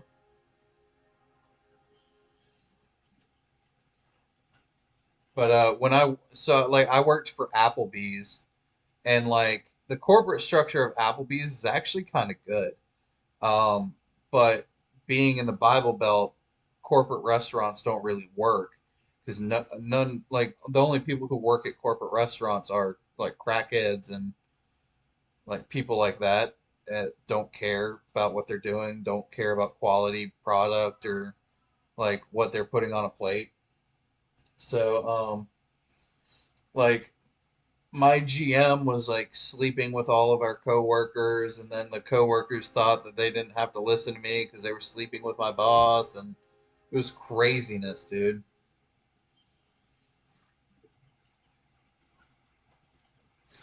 Like absolute craziness. So I walked out of Applebee's, and that's when I went back to the restaurant that was money laundering, and I then confirmed like, oh, this restaurant's like money laundering and doing shisty stuff. So I left, and I was gonna open up my own restaurant, but then I had a job offer, and I took it, and that's where they weren't paying people for overtime. They weren't paying bonuses. They stopped paying for people who were out because of quarantine for COVID. Um, it was just complete trash, and that's why I just left. People can work a lot, like people on boats, 2 weeks and then 2 weeks off. Yeah, yeah, we have that. Like in Alaska, it's called what's it called? It's like the people who work on the oil rigs in Alaska. It's I forget what it's called. But they work like a month on and then a month off, or a month on and 2 months off. But they make great money, dude. And they only work for like 5 hours a day. So like they work for 5 hours a day, have the rest of the day off, sleep on site in like beds, um, like have paid food, paid like living space, everything like that for 2 months, and then they get to go home for a month and get complete guap. I forget what it's called, but like it's in Alaska, and like I was thinking about working it, but it's like extremely hard work.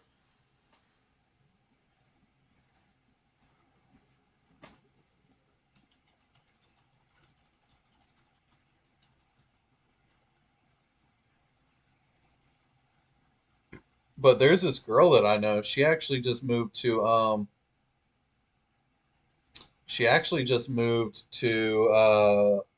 New York, and she's on a boat, and supposedly she's getting a lot of money, and like she loves it.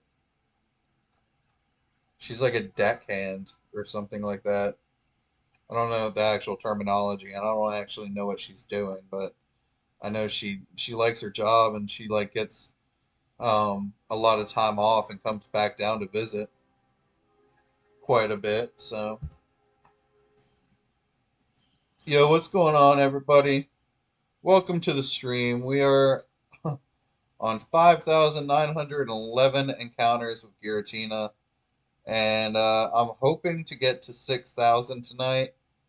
before I end up crashing. But yeah, keep me company, guys. If you're new here, please like and subscribe. We're gonna be doing um, shiny giveaways after we end up getting shiny Giratina. We're gonna be doing radar hunts to give some shinies away, and then we're gonna be doing a 36-hour live stream on the midnight release of Legends Arceus. So come be a part, bro.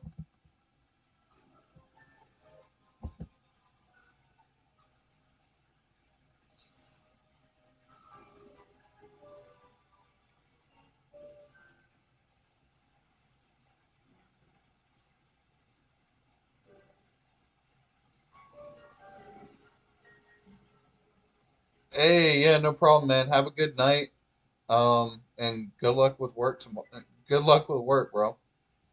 Yo, what's going on, Burner? T Stone Burner, what's going on, bro? How you doing, man?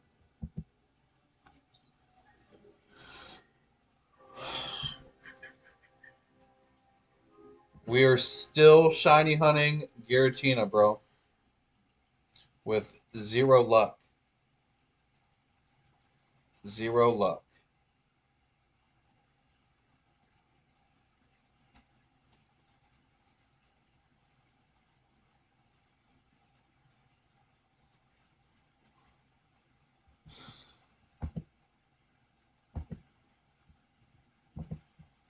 Dude, I am exhausted, bro. Not even gonna lie.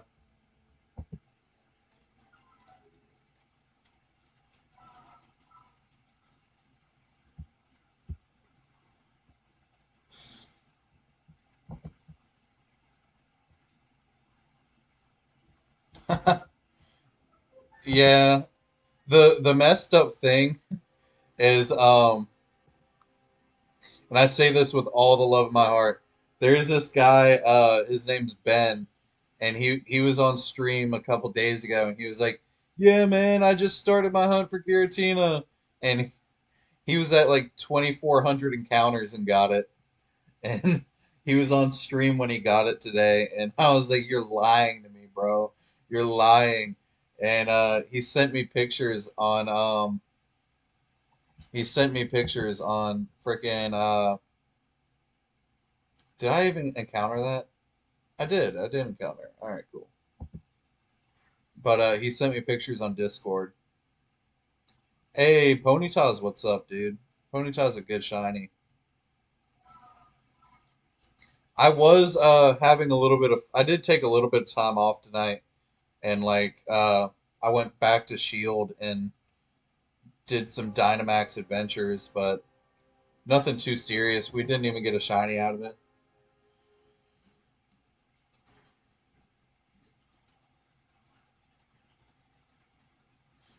Right, dude? We're on like 96 hours, 97 hours for Giratina. We're about to break 100 hours, bro.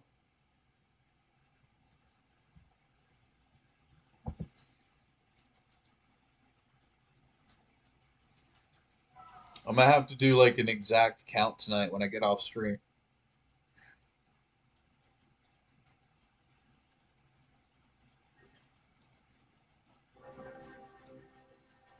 But I've been up since 7 a.m.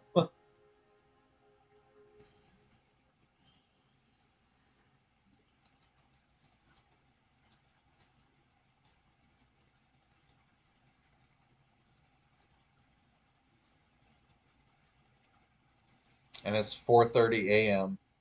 I've almost been up for 24 hours, dude. Dude, I hope so.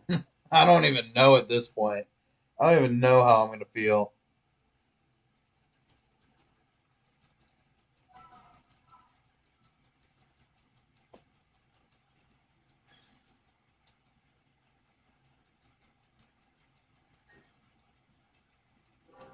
Nah, I know it'll be good. Like I'm super pumped for it.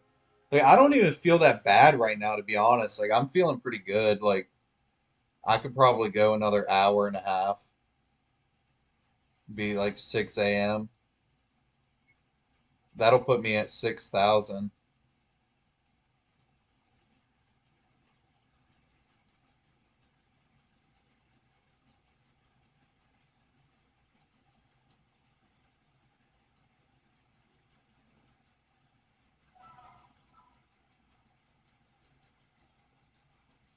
But I will say it's like tough right now. Not gonna lie. Like it was especially tough yesterday when like I could not go any further. I was just so upset with it. But I'm not that bad right now.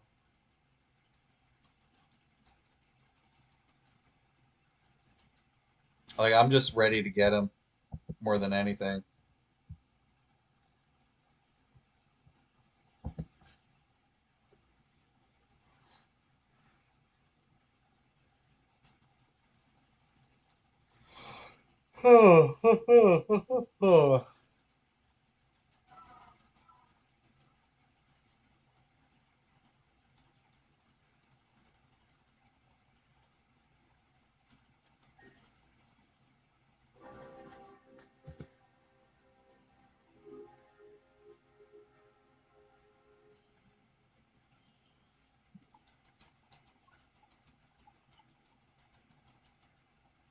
I just feel like I've like already gotten him, but just ran from him.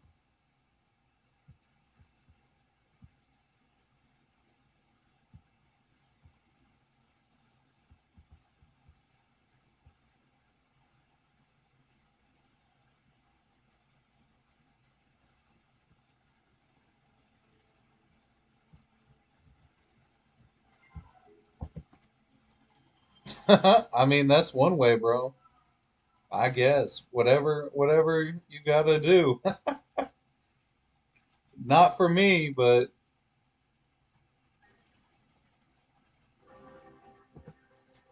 I mine is Pepsi.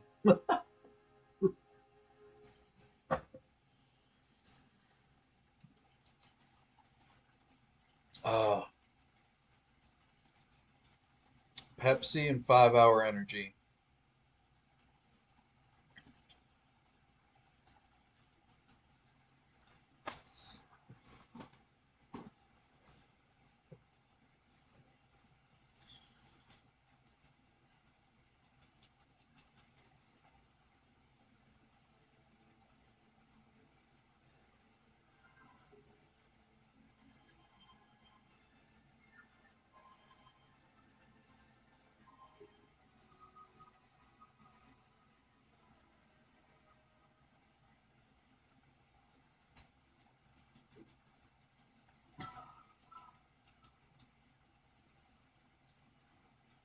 No, I the stream broke earlier. Like the stream messed up and like I ran out of like my internet messed up. So it crashed the stream and so I had to like call my internet provider to fix my internet and they reset everything and then now it's been running good. Like I haven't even lost a single frame. Um but I jumped on pretty like 5 minutes after. But I mean you haven't missed anything but like 300 encounters. You haven't missed anything, bro. And a long conversation about like parents being tough and how the U.S. overworks their employees.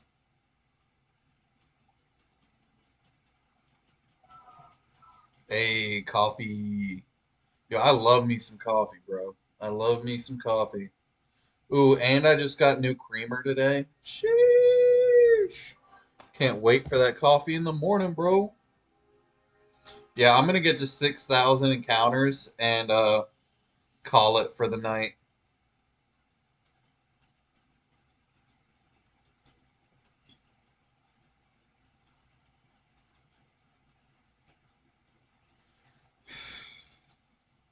But yeah, the stream broke, but I've been here.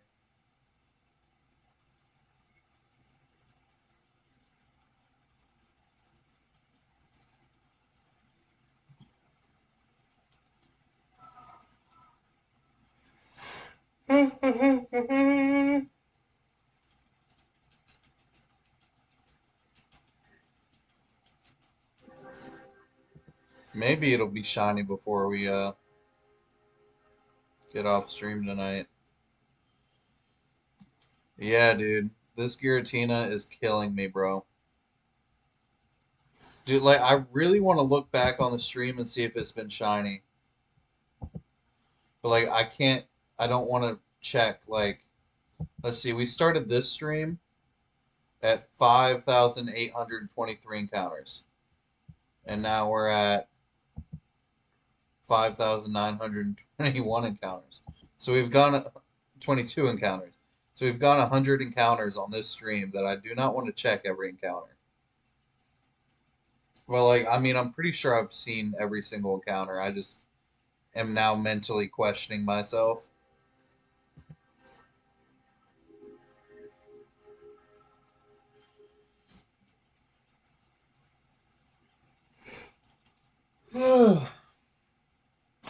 All right, I'm starting to get tired now. We've got about another hour though.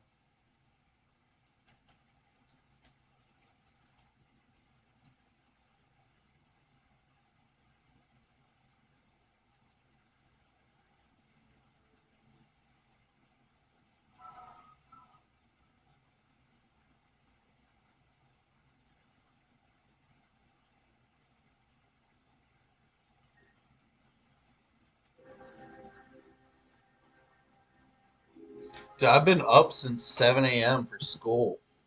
I don't know how I'm so good right now. Like I'm just okay. Like I don't understand it.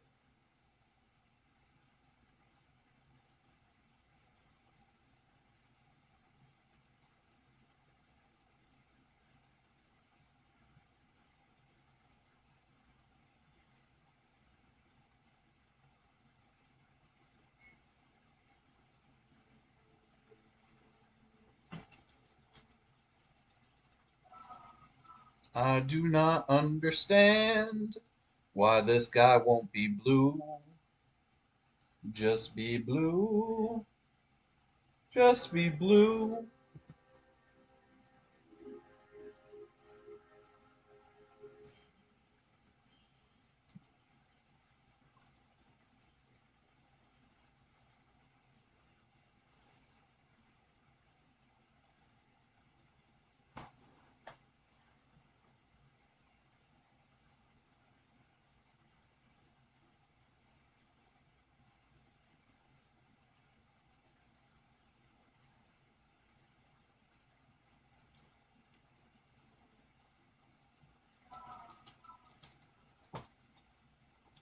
Oh, fuck. Let's see. What is 1.5 odds?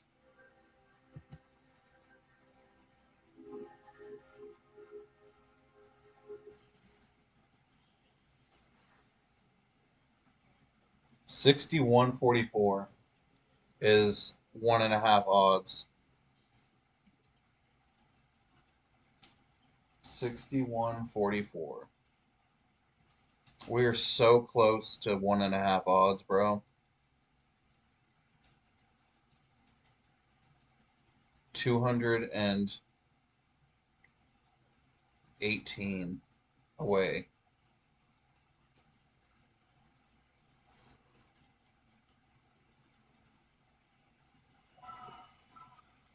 Oh, my vape just died.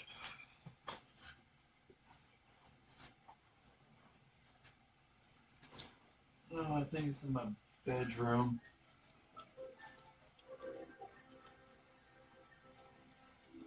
No, you just level it up.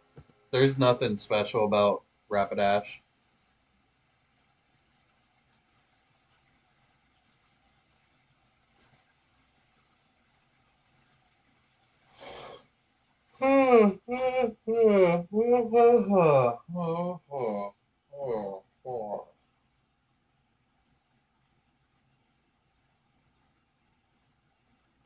It's starting to hit me. Yo, welcome back, bro.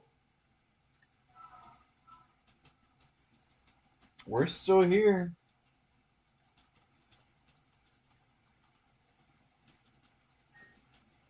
We are still here. 5,928 encounters. No shiny. We're almost 1.5 odds, gents. 1.5 odds.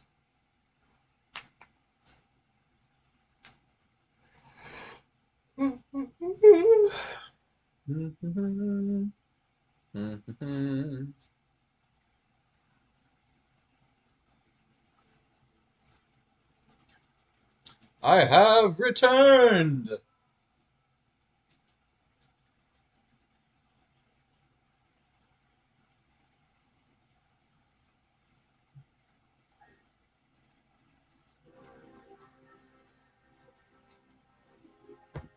You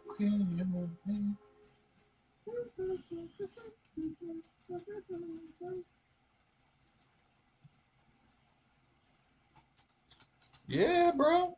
Always.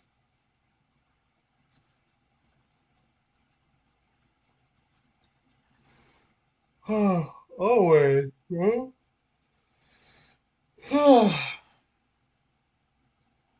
Did you finish your Pokédex?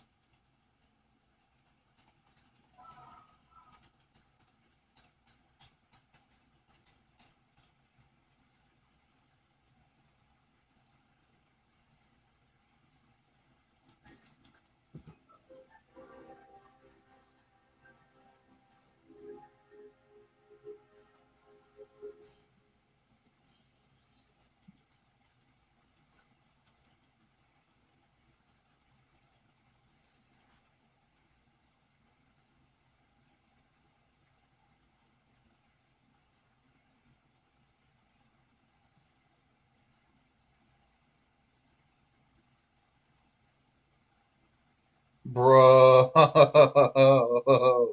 Are you talking about like when the stream ended today? Like it broke when the stream broke, your chain you broke your chain?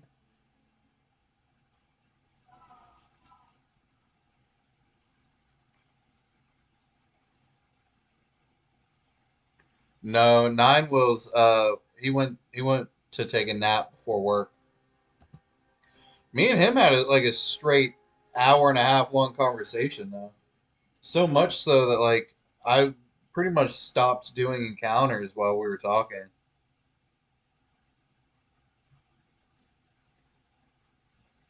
Hey, nose pass. That's what's up. Dang, bro. That's trash. The stream broke, your chain broke, all of our shiny luck broke. It's like that video of that dude who's standing outside and he's like, the way he walks, whack. The way he dresses, whack. My stream, whack. Your chain, whack. Our shiny luck, whack. Dude, I can't believe Ben got the freaking shiny Giratina like a third of our odds right now. He had the shiny Giratina. It kills me, bro. It kills me. It kills me.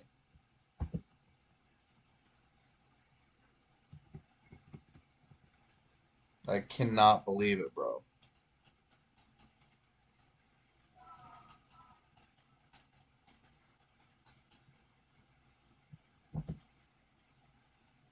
Oh, I know we'll get it eventually.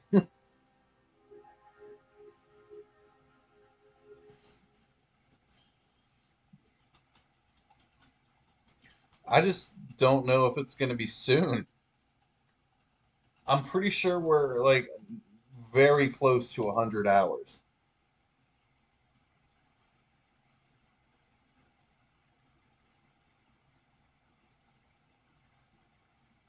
Oh, dude. Ponytop broke on me like 7 or 8 times before I was finally able to get it. And like deep breaks, like 27, 30, 19, like it was breaking late.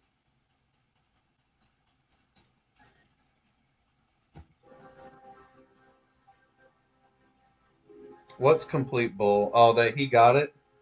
Nah, it's just luck, bro. He got it. I'm proud of him.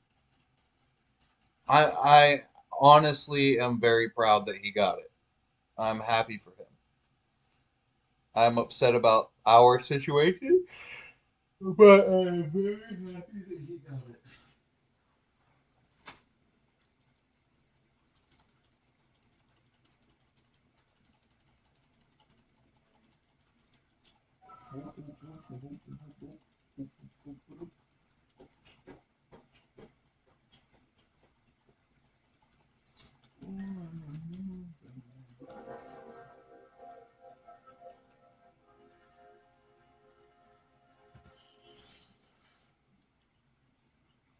Yeah.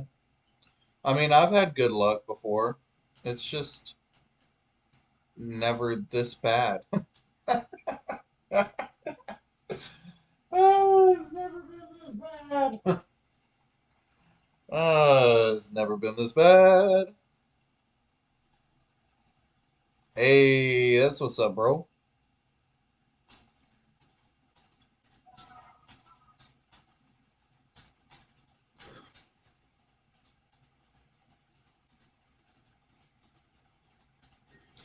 Um, with the Lake Trio, you do have to catch Azelf and Uxie, but all you have to do is encounter Mesprit.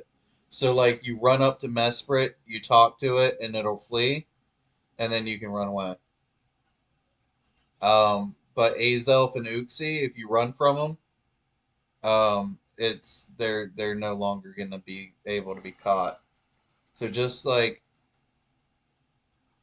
um, just encounter Mesprit and catch Azelf and Uxie. That way you can complete your decks. I wouldn't shiny hunt either of them, just FYI, because there's so much better shinies in the game.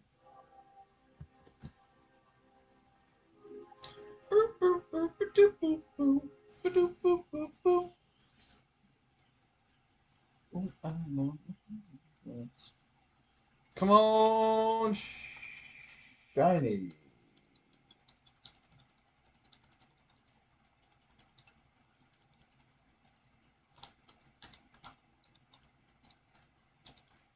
63 more to go.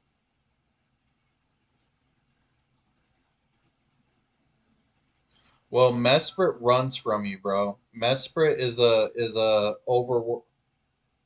How do I say it? He's a moving encounter. So like you run up to him and then he disappears, but you don't need to go catch him to do the decks. But like as the first time you talk to Mesprit, he's already registered in your Pokédex. You'll know when it happens, but he will already be registered in your Pokédex. Just know that.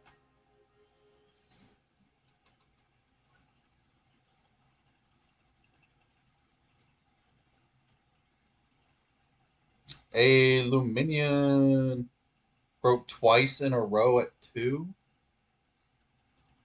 I mean, at least it broke early, bro. That's I appreciate when a chain breaks early rather than late because like I would much rather it break before 10 than after 10 or before 10 than after 20 or 30.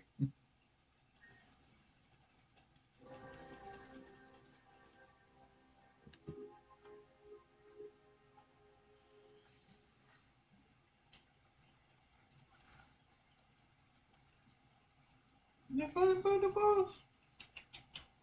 Okay. He's a good boy. He's a good boy.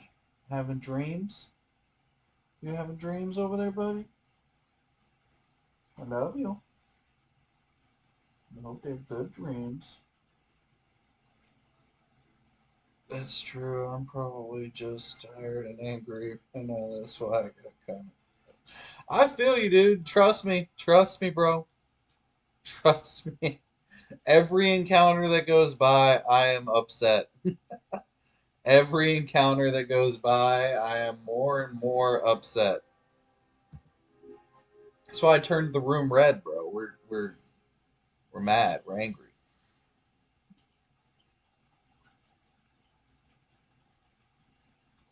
You're so tired. He's a tired baby. A tired baby. He's a good boy. He's he's a good boy. Yes, he is. Good baby. Good baby. Your face itches. Yeah, I'll itch it. I'll itch it. Oh, yeah.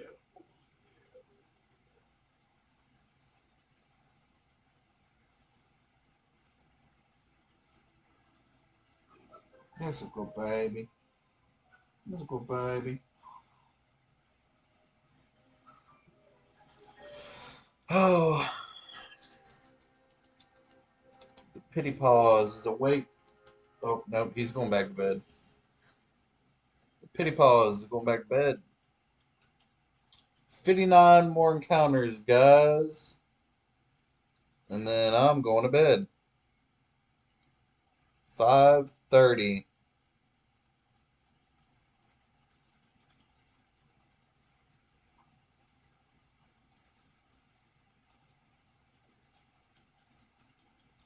We're going to get to 6,000 tonight if we don't get them earlier than that. Y'all think we'll get them before 6,000?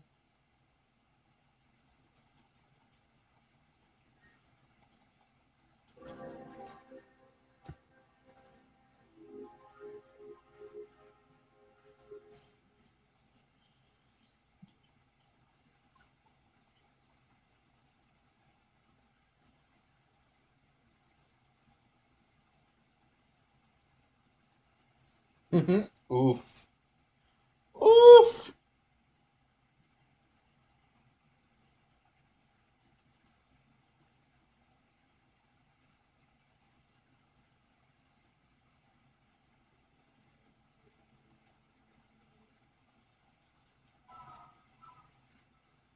You think so?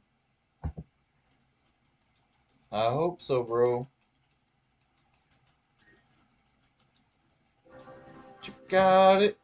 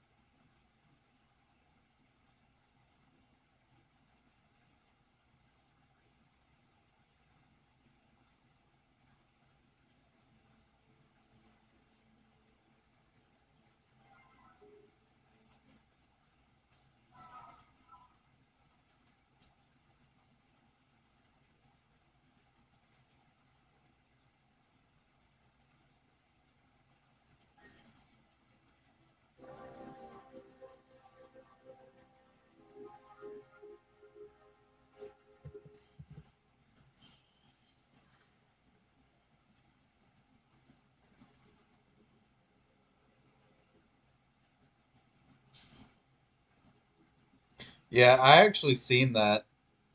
I watched the bald gamer. I like him, but I don't know a lot of his streams are like I don't like the music that he plays because like it's like puts me to sleep when I'm watching him, and like that's not what I like whenever I'm trying to shiny hunt. I love him though. He's a really kind guy. He's like super awesome.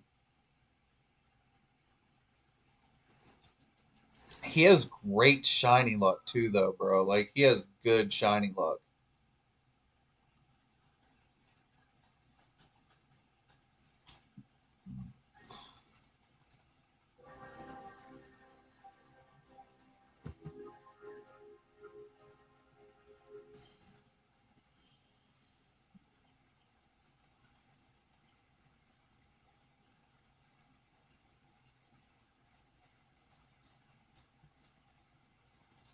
I don't know how he's just like super cool with it, with like, because he does like 12-hour streams every day but Wednesday. Boo! Boo you, foo! Boo you, foo! I would not shiny hunt Azelf. I would literally just catch Azelf and shiny hunt something different after you get the national decks. What up, video game? Or how you doing, bro? Yeah, he has really good shiny luck, bro. Not with radar chains though. He has good shiny luck resetting. He he's he does not get good radar hunts.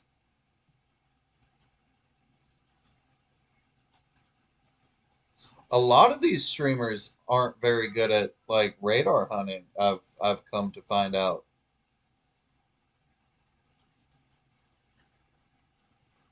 Foo moo my do by two, fooing my boo you foo. You didn't think I would actually read that, did you? Ha ha ha ha ha ha ha. I'll do it again. Foo moo my do by two, fooing my boo you foo.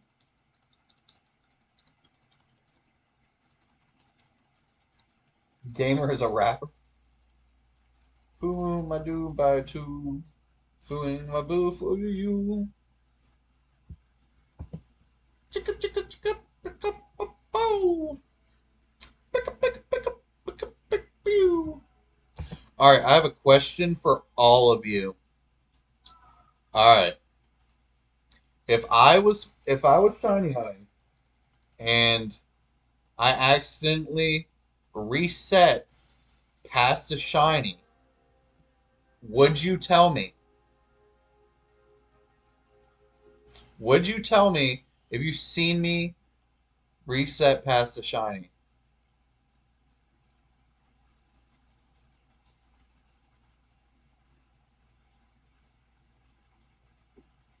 If possible, all of y'all answer, please.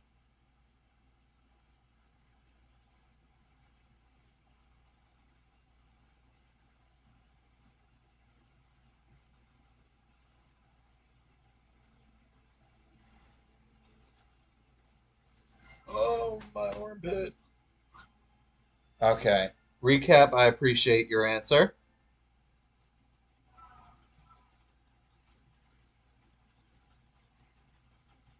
I would like for y'all to tell me so I can make so I can make note of it. So I can start the entire hunt over again. Hey, I feel like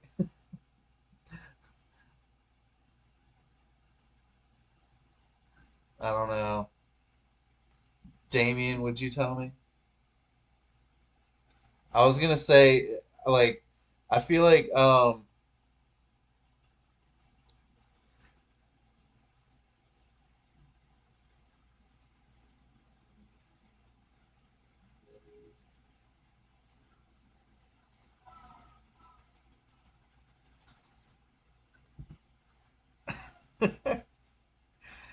that's my thing is like I would definitely think about like should we really tell him? And then like I'd be like yeah, I would tell the person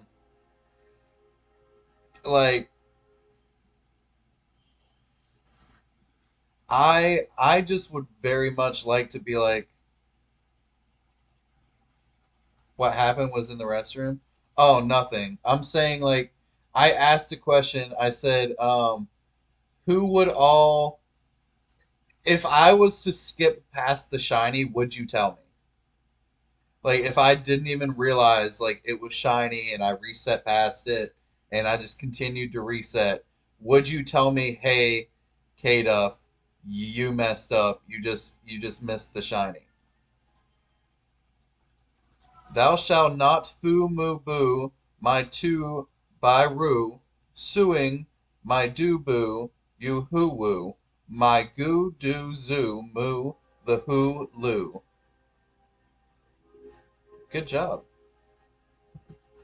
You're like the next Dr. Seuss, bro.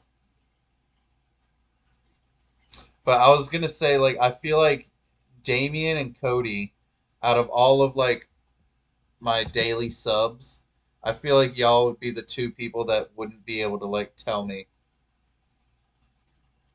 Like, I just get like vibes that y'all would be like, I don't know.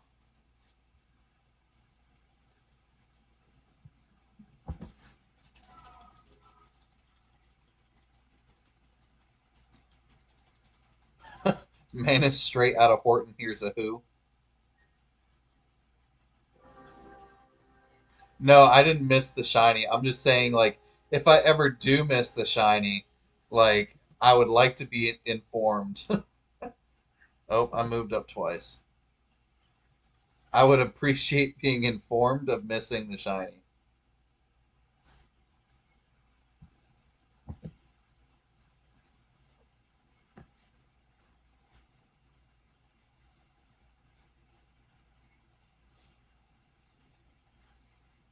Oh, my body hurts.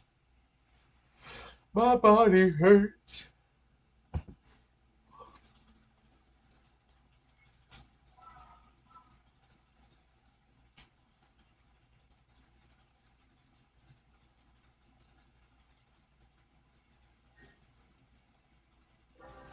Where do you keep going, recap?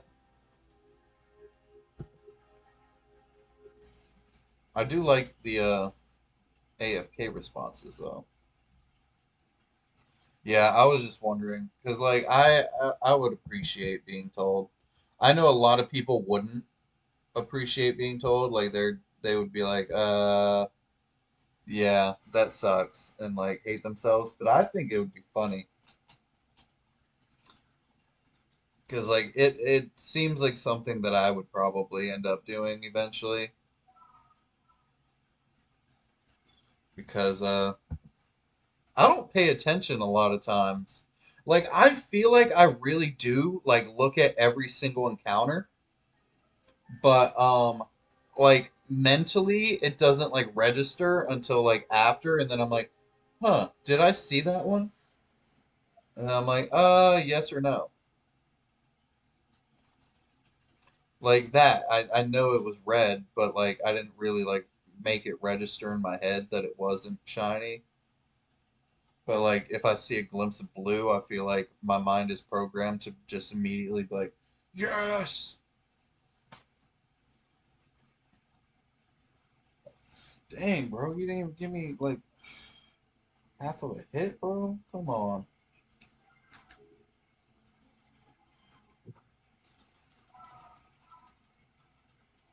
Got it. I think I'm gonna have another cable. Do I have another cable fitting? Shake, shake, shake. 59, 54.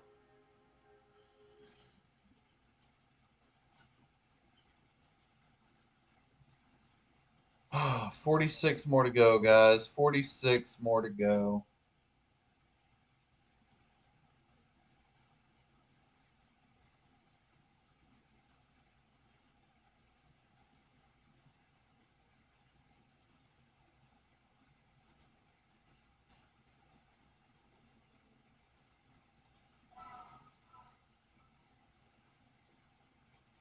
I'll wake up and give you a bath. You stink. Click your nails. What about it? Pity Paul's gonna go on a day excursion in the bathtub.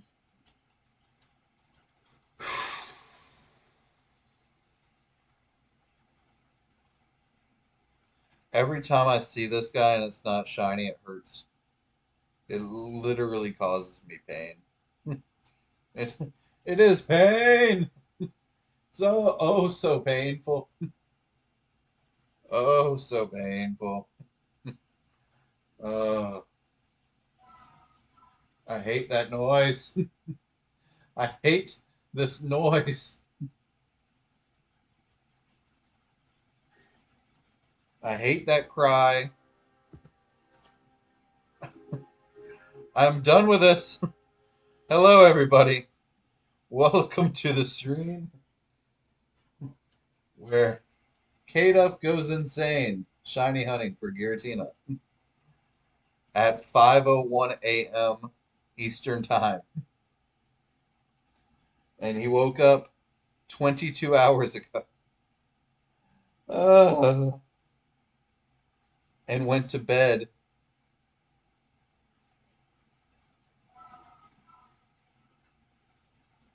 28 hours ago.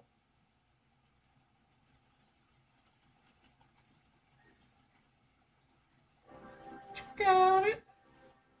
Ooh,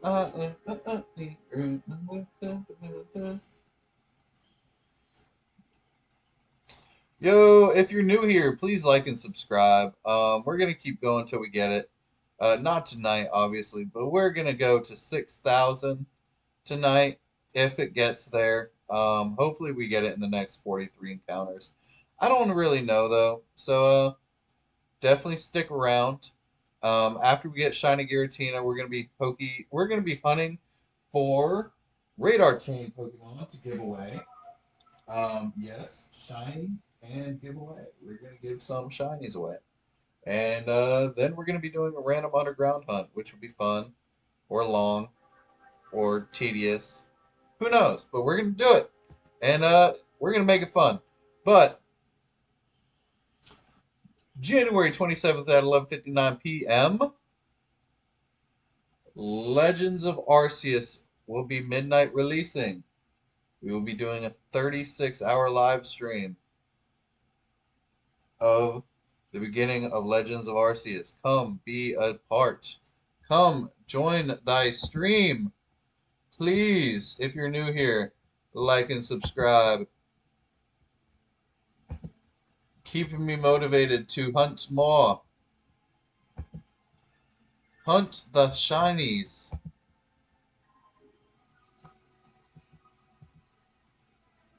Okay, it was not shiny. 59, 58. 59, 59. Will it be a weird number? 59, 59. Who knows? The nose knows. The Pity Paws knows. Arceus, bless us.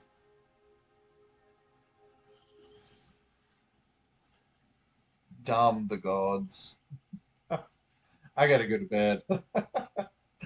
I gotta go to bed. Lord have mercy.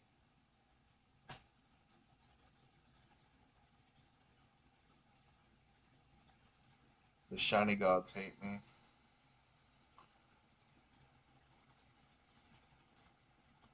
Is my random numbers generating, or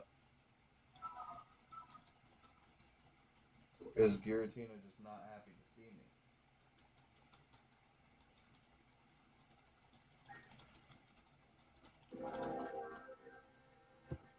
5960?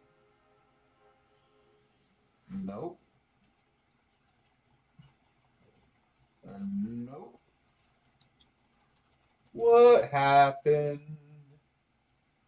Two good shiny odds.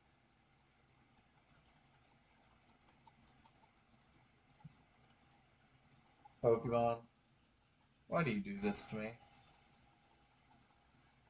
Niantic, I quit. I no longer work for you. Going into. Yeah, I really like this red color though, especially on the black lamp. Like, it looks very cool. 5961. No.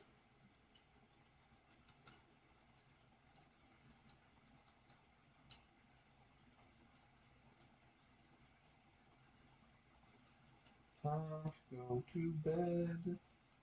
Time to go to bed. Time to go to bed, bed, bed. I need to go to bed.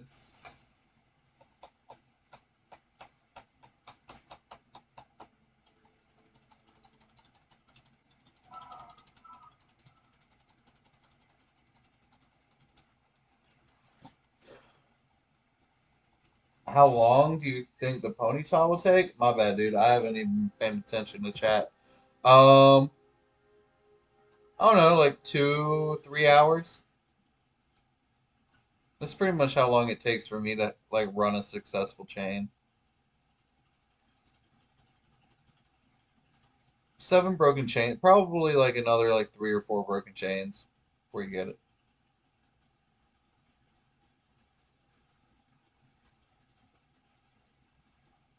Like to be real, like I'm giving you like my real answer. Probably that.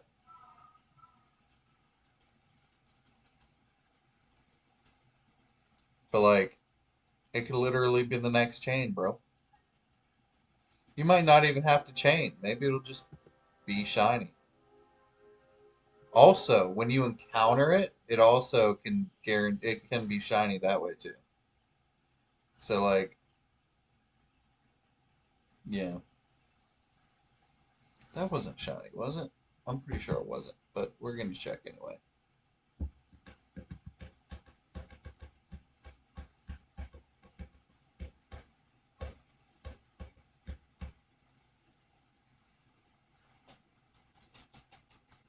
Hmm.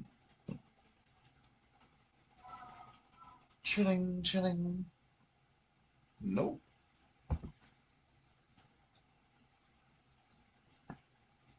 Yeah, I decently have luck on radar chains.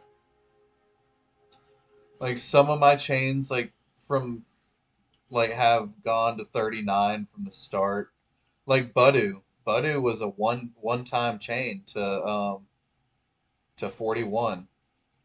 Like I chained it to 39, I reset, got a shiny, reset, got a shiny, and it failed. With no previous failures.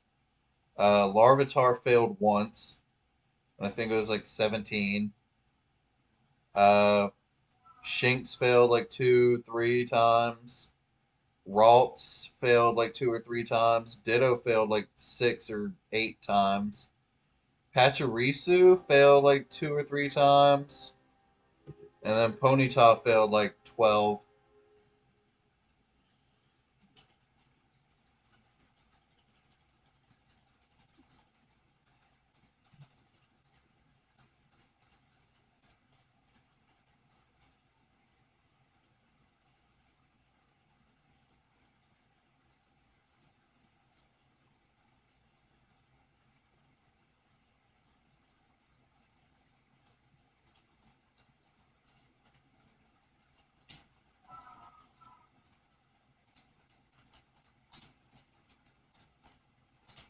What I would do right now to be able to do a flippin' radar chain. 59, 6.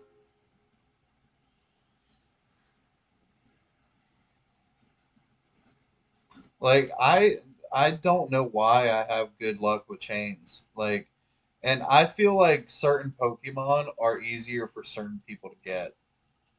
Like I've always thought that, dude. Like for me, Riolu or Shiny Lucario or Shiny Riolu has always been like a decently easy shiny for me to get. Um,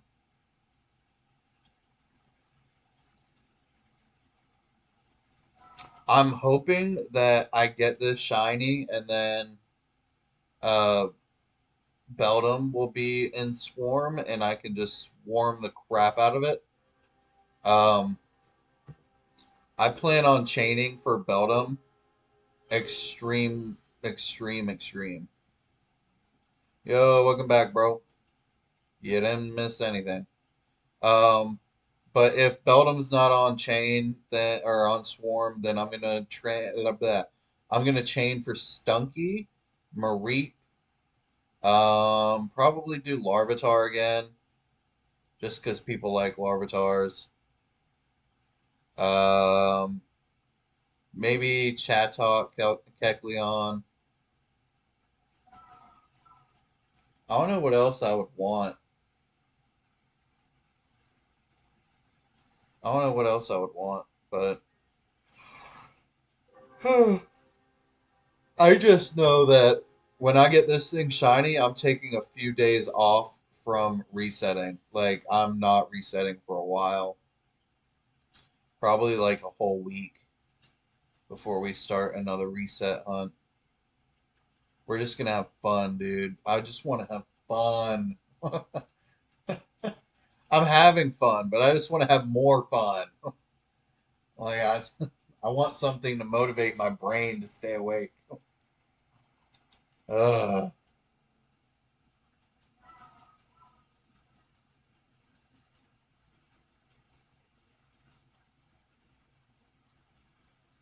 Hey, catch the oopsie, bro. 5969. Please? Damn.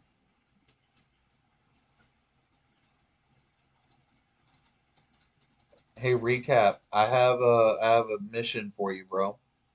I need you to go through all 100 hours of footage that we have for the shiny hunt with Giratina, and let me know if we have encountered a previous shiny Giratina or not.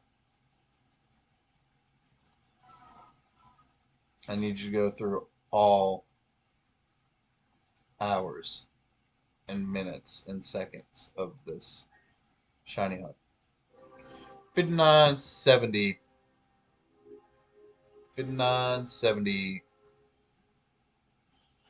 Let's go. Come on. My dog is passed out. He just wants to go to bed. He just wants to go to lay down in the bed in his comfy spot.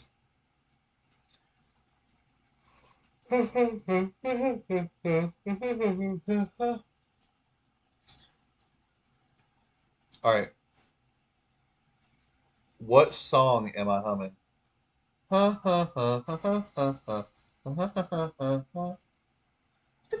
it. I'll try. Don't do that. I'm kidding. I know I haven't skipped past the shiny. I know I haven't. There's there's no way. If I skip past a shiny ever, it would have been today, and it would have been when me, you, and all those people were talking earlier.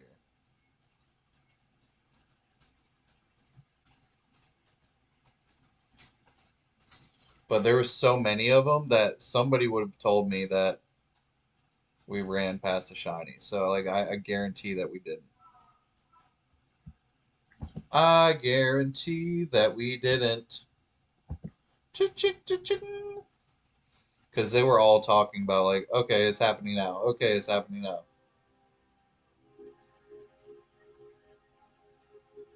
Oh dang, I got what?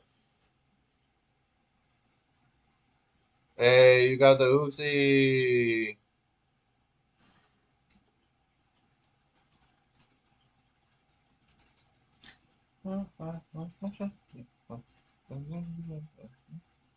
Y'all don't know what that song is?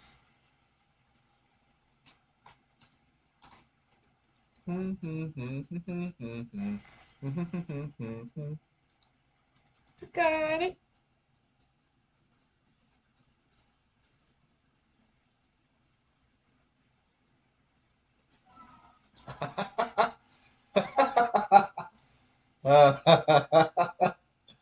I'm sorry, bro. I'm sorry, bro. I'm sorry.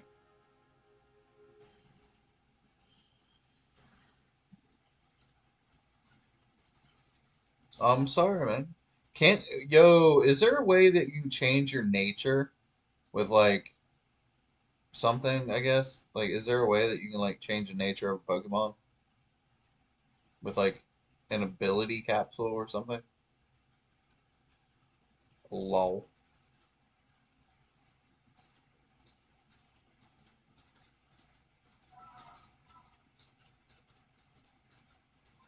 Yo, I am tired, guys.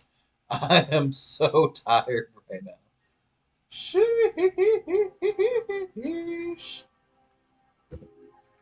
5974.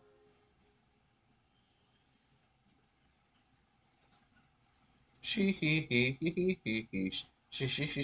she.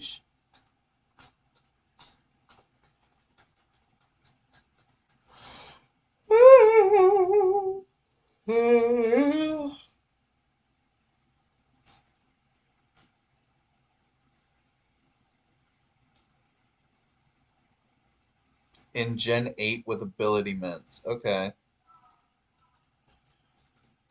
Yeah, how many times can you change it? Or do you get to pick like what ability you want or like or what nature you want? Or do you just have to like risk it for the biscuit?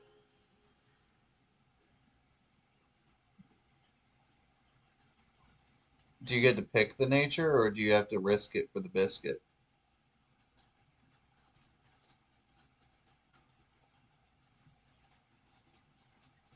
I don't know why I like that saying. Risk it for the biscuit. 25 more to go, guys. And it seems like it's taking so much longer than it ever did before. Yeah, you can pick that. Yo, I'm finna grind, bro. I am fin to grind.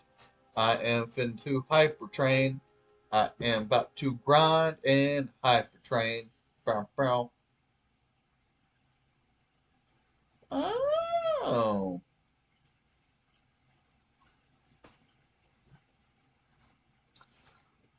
why are you blowing me up on the disc? Are you blowing me up on the disc? You are. You can pick. Hey, thank you, sir. Do do do do do do do do do do do do do. Ching ching ching ching ching ching. Uh oh. Uh oh. Uh oh. Uh oh. Uh oh. Uh oh. Uh oh. Bro.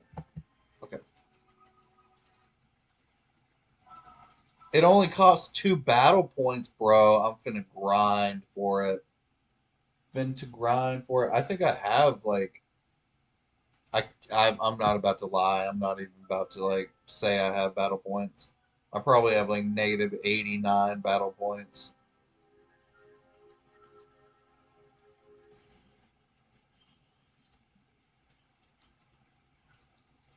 Choo choo choo choo choo choo choo choo choo choo choo choo.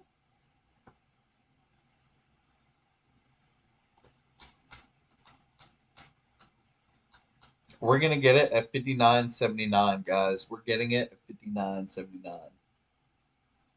Watch, watch and see, watch and see.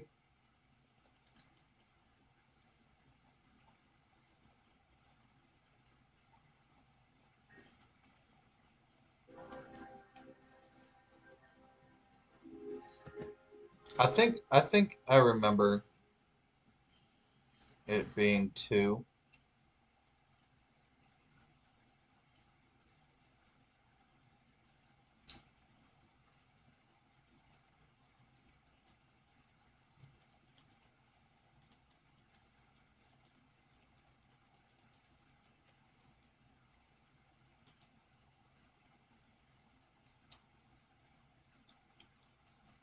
We are about to be at 6,000. We are about to be at 6,000. We are about to be at 6,000. We are about to be at 6,000. I can't believe it. I was wrong again. I was wrong again. Yo, I really, really, really, really think that when we encountered it earlier and the game froze up and crashed, it was shiny. Like, I bet that was the shiny encounter and the game was just like, nope, nope.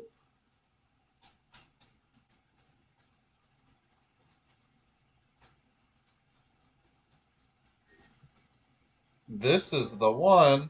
5980.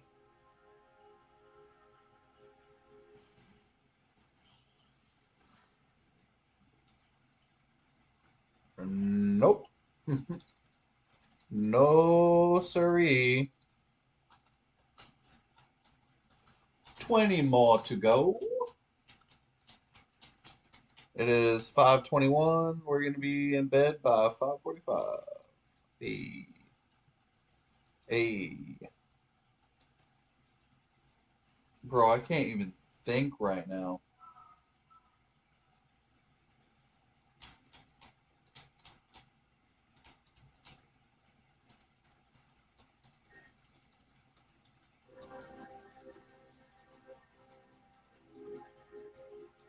Bro, I am. I can't keep my head up. I mean, we just got to get to 6,000 and then I'm going to sleep. As soon as we get to 6,000, I'm going to sleep. Oh, Lord have mercy. Did I even look at that one? I think I did. I think I did.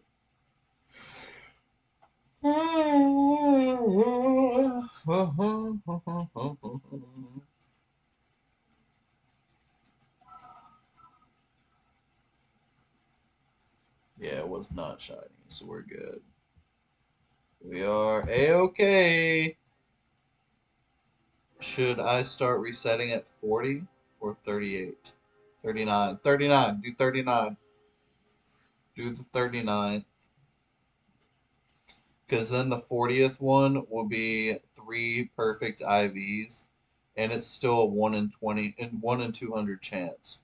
So like it's a 1 in 200 chance from 39 to 40. And then once you're at 40, it's a 1 in 99 chance. So you're just doubling your odds. Yeah, like it's half as good as it would be at 40, but you get like a much better Pokemon and still crazily good odds. So definitely reset at 39.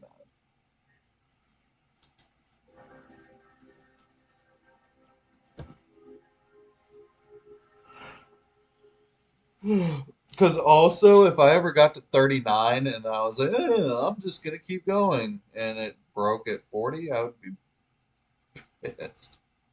And I've had many, I mean, Shanks broke at 40, so I caught him, and that was the only one that I got. Um, all the other ones broke at 41 or higher, so.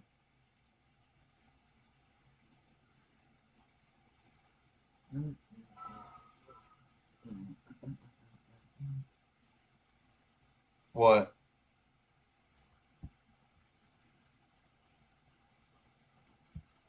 Misclicked what?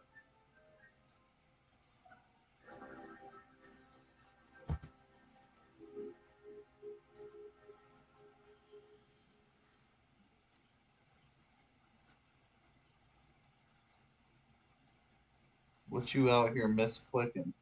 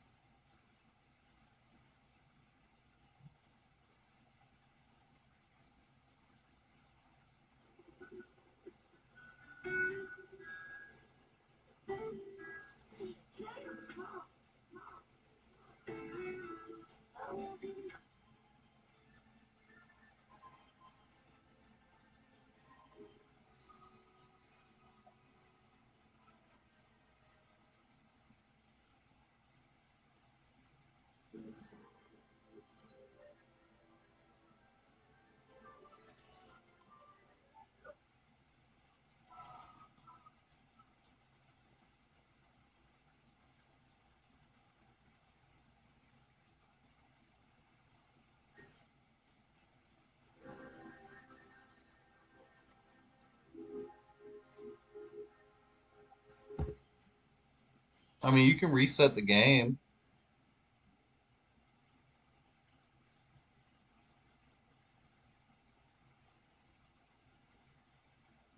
You do need to catch. I mean, you don't need to catch them you can kill it. That's fine. But like Mesrit, you don't need to catch or kill. You can just like walk up to and talk to it. But the other two, like, you just have to encounter them. But like, you can't encounter them again after you encounter them the first time. So like, if you were to want to actually shiny hunt them, which I would not recommend because they're not that good shiny, like to me personally.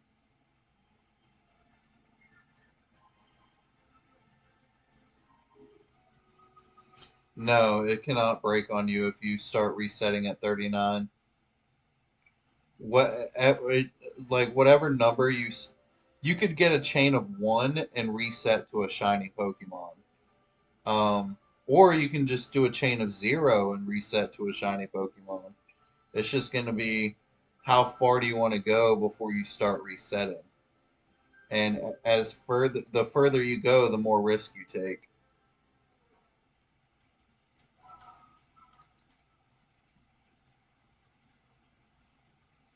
So like the best odds are 40, which is 1 in 99, which would be uh the quickest resets in theory.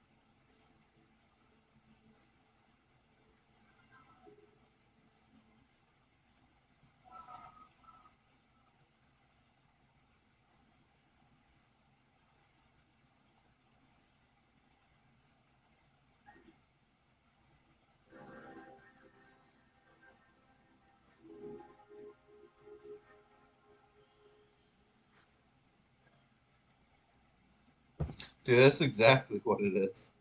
But I would recommend always shooting for 39. That's what I do. A lot of people like 17 chains, but I don't think it's worth it. I would much rather get to 39 and reset than but like they did some like numbers thing where like they put in the time that it takes to get from 0 to 39 and then resetting to a shiny on average and then 0 to 17 and resetting for a shiny on average. And supposedly it's the same amount of time if you stopped at 17 and reset, but the Pokemon's not going to be as good. But like it's the same amount of time, but your odds of getting to a 17 chain are much better than a 39 chain. My team when I played through, I had Garchomp, Dialga, uh, Lucario, Staraptor, uh, Infernape.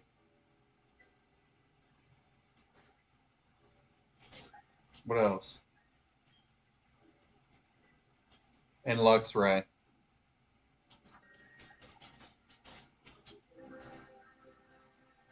Luxray, Infernape, Lucario, Garchomp, Dialga,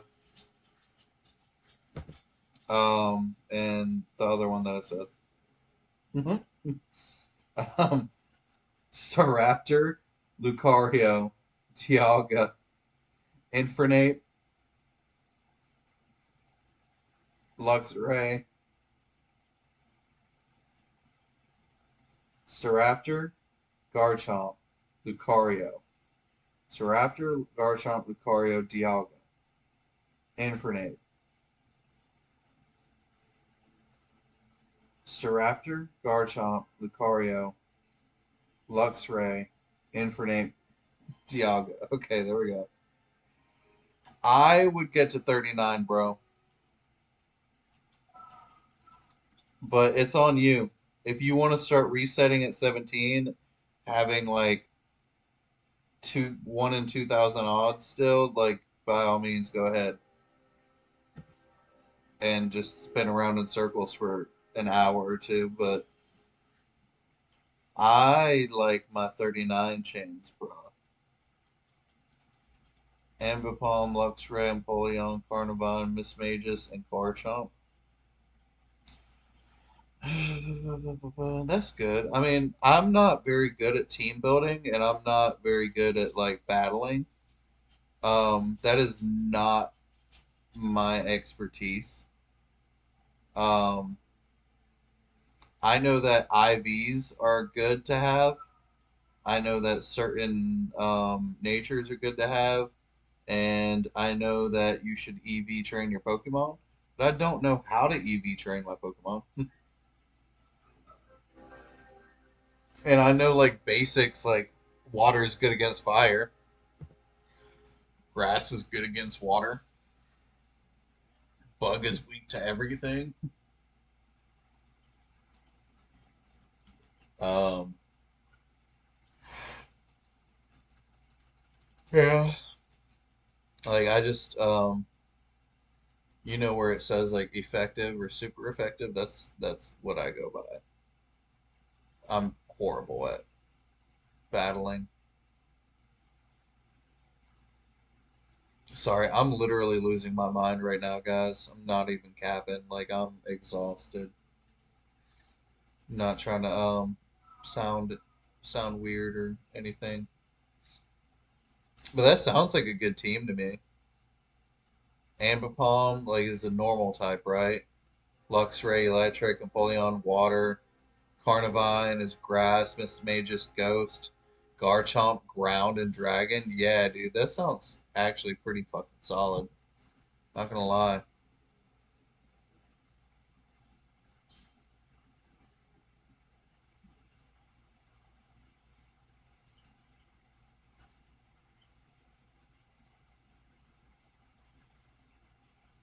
Currently at 20. Yo, keep going, bro. Keep it going. 10 more encounters for me, guys. 10 more encounters for me, and then I'm going to bed. It's 5:35 in the morning, and I'm ready to go to bed.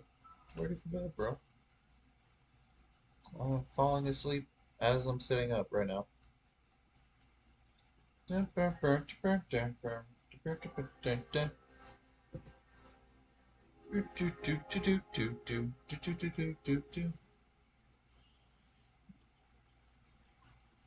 Five nine nine one. What you doing? Mm-hmm. Good boy, my baby, Sir Thickums. Sir Thickums.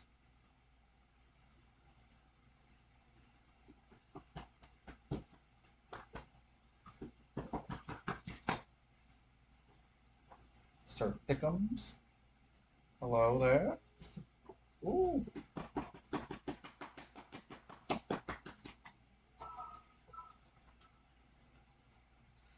Big paws, the baby. You ready for bed, bro? You ready for bed, buddy? You ready for bed? I know, I know. We're almost done. Bro, if that happens, I would be so ecstatic. Like, I feel like I would just reset just so I can get it tomorrow too. I'm just kidding. I would be so happy, bro.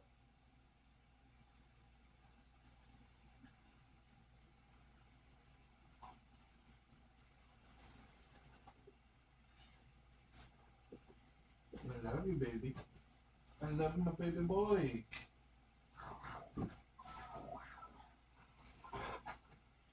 Yeah, I that would be super awesome. I've never had that happen.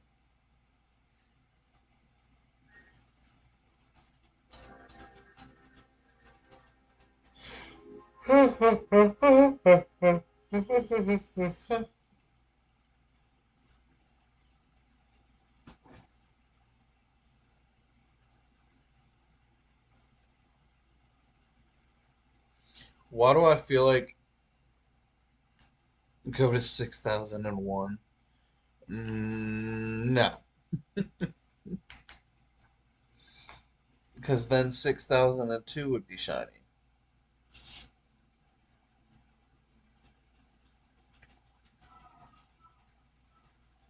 I can't do it, bro. I can't even sit up right now.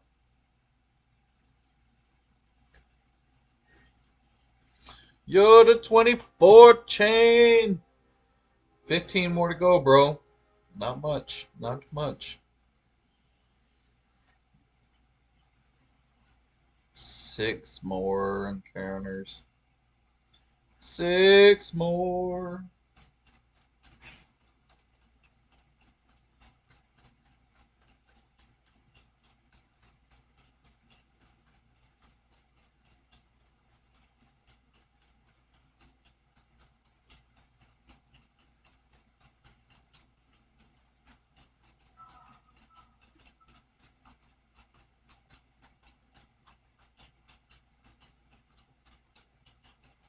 Why does it seem like it's taking so much longer now to do one encounter? Is it because I'm tired, or like does it seem like that to y'all?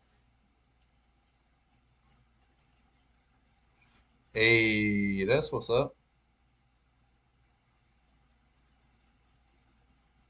How do you reset? Oh, okay.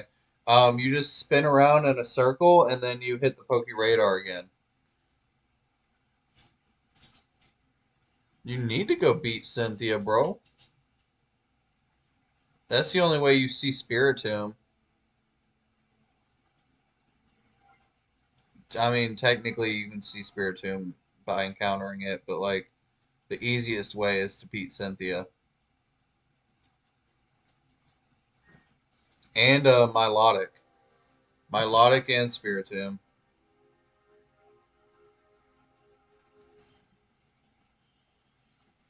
And Driftbloom?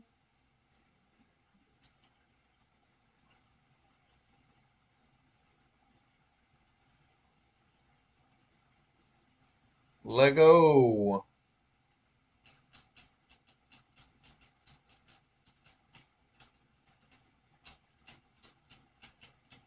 Kitty Paws, ready for bed. You ready for bed, you gremlin? My little baby gremlin.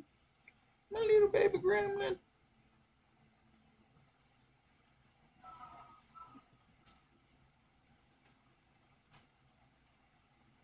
No, no, no, no, no, no, no, no.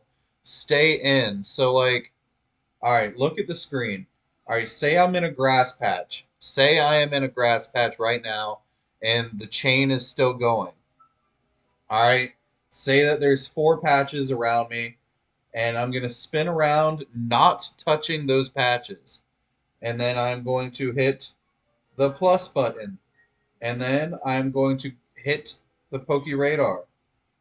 And then it will reset, make a noise, and then that one of those will be shiny eventually. Just keep spinning in a circle and resetting. Like you have to go 50 feet or 50 steps. Just spin around like that without touching the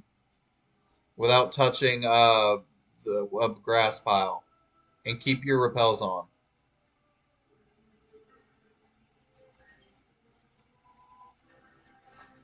59.96 7.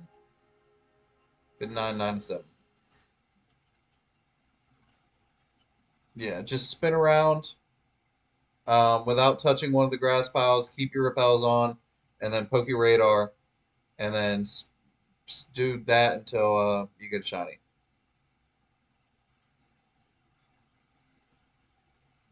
Like you don't even have to stay in the grass patch technically. As long as you're in the same vicinity, you're good. Yeah, no problem, dude. I hope my 5:41 a.m. explanation of that helped.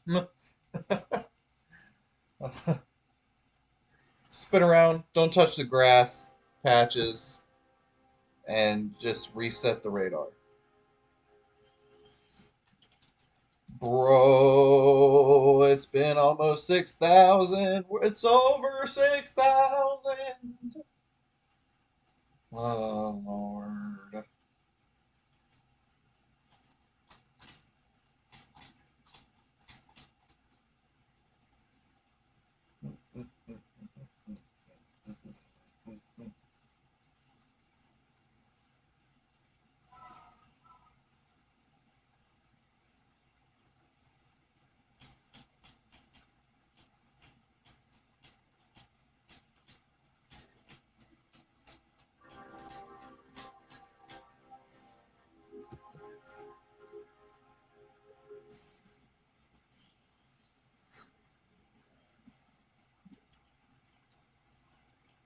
Yes, sir. I will be on stream as soon as I wake up. Like, no cap. I will be on stream probably around 1 p.m., 2 p.m., 1 or 2 p.m., which is probably when I wake up, which would be about 8 hours from now. So look for me in about 8 to 10 hours,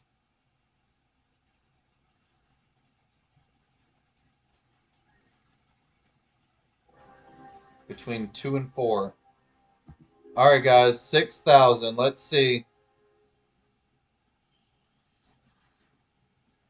Not today, guys.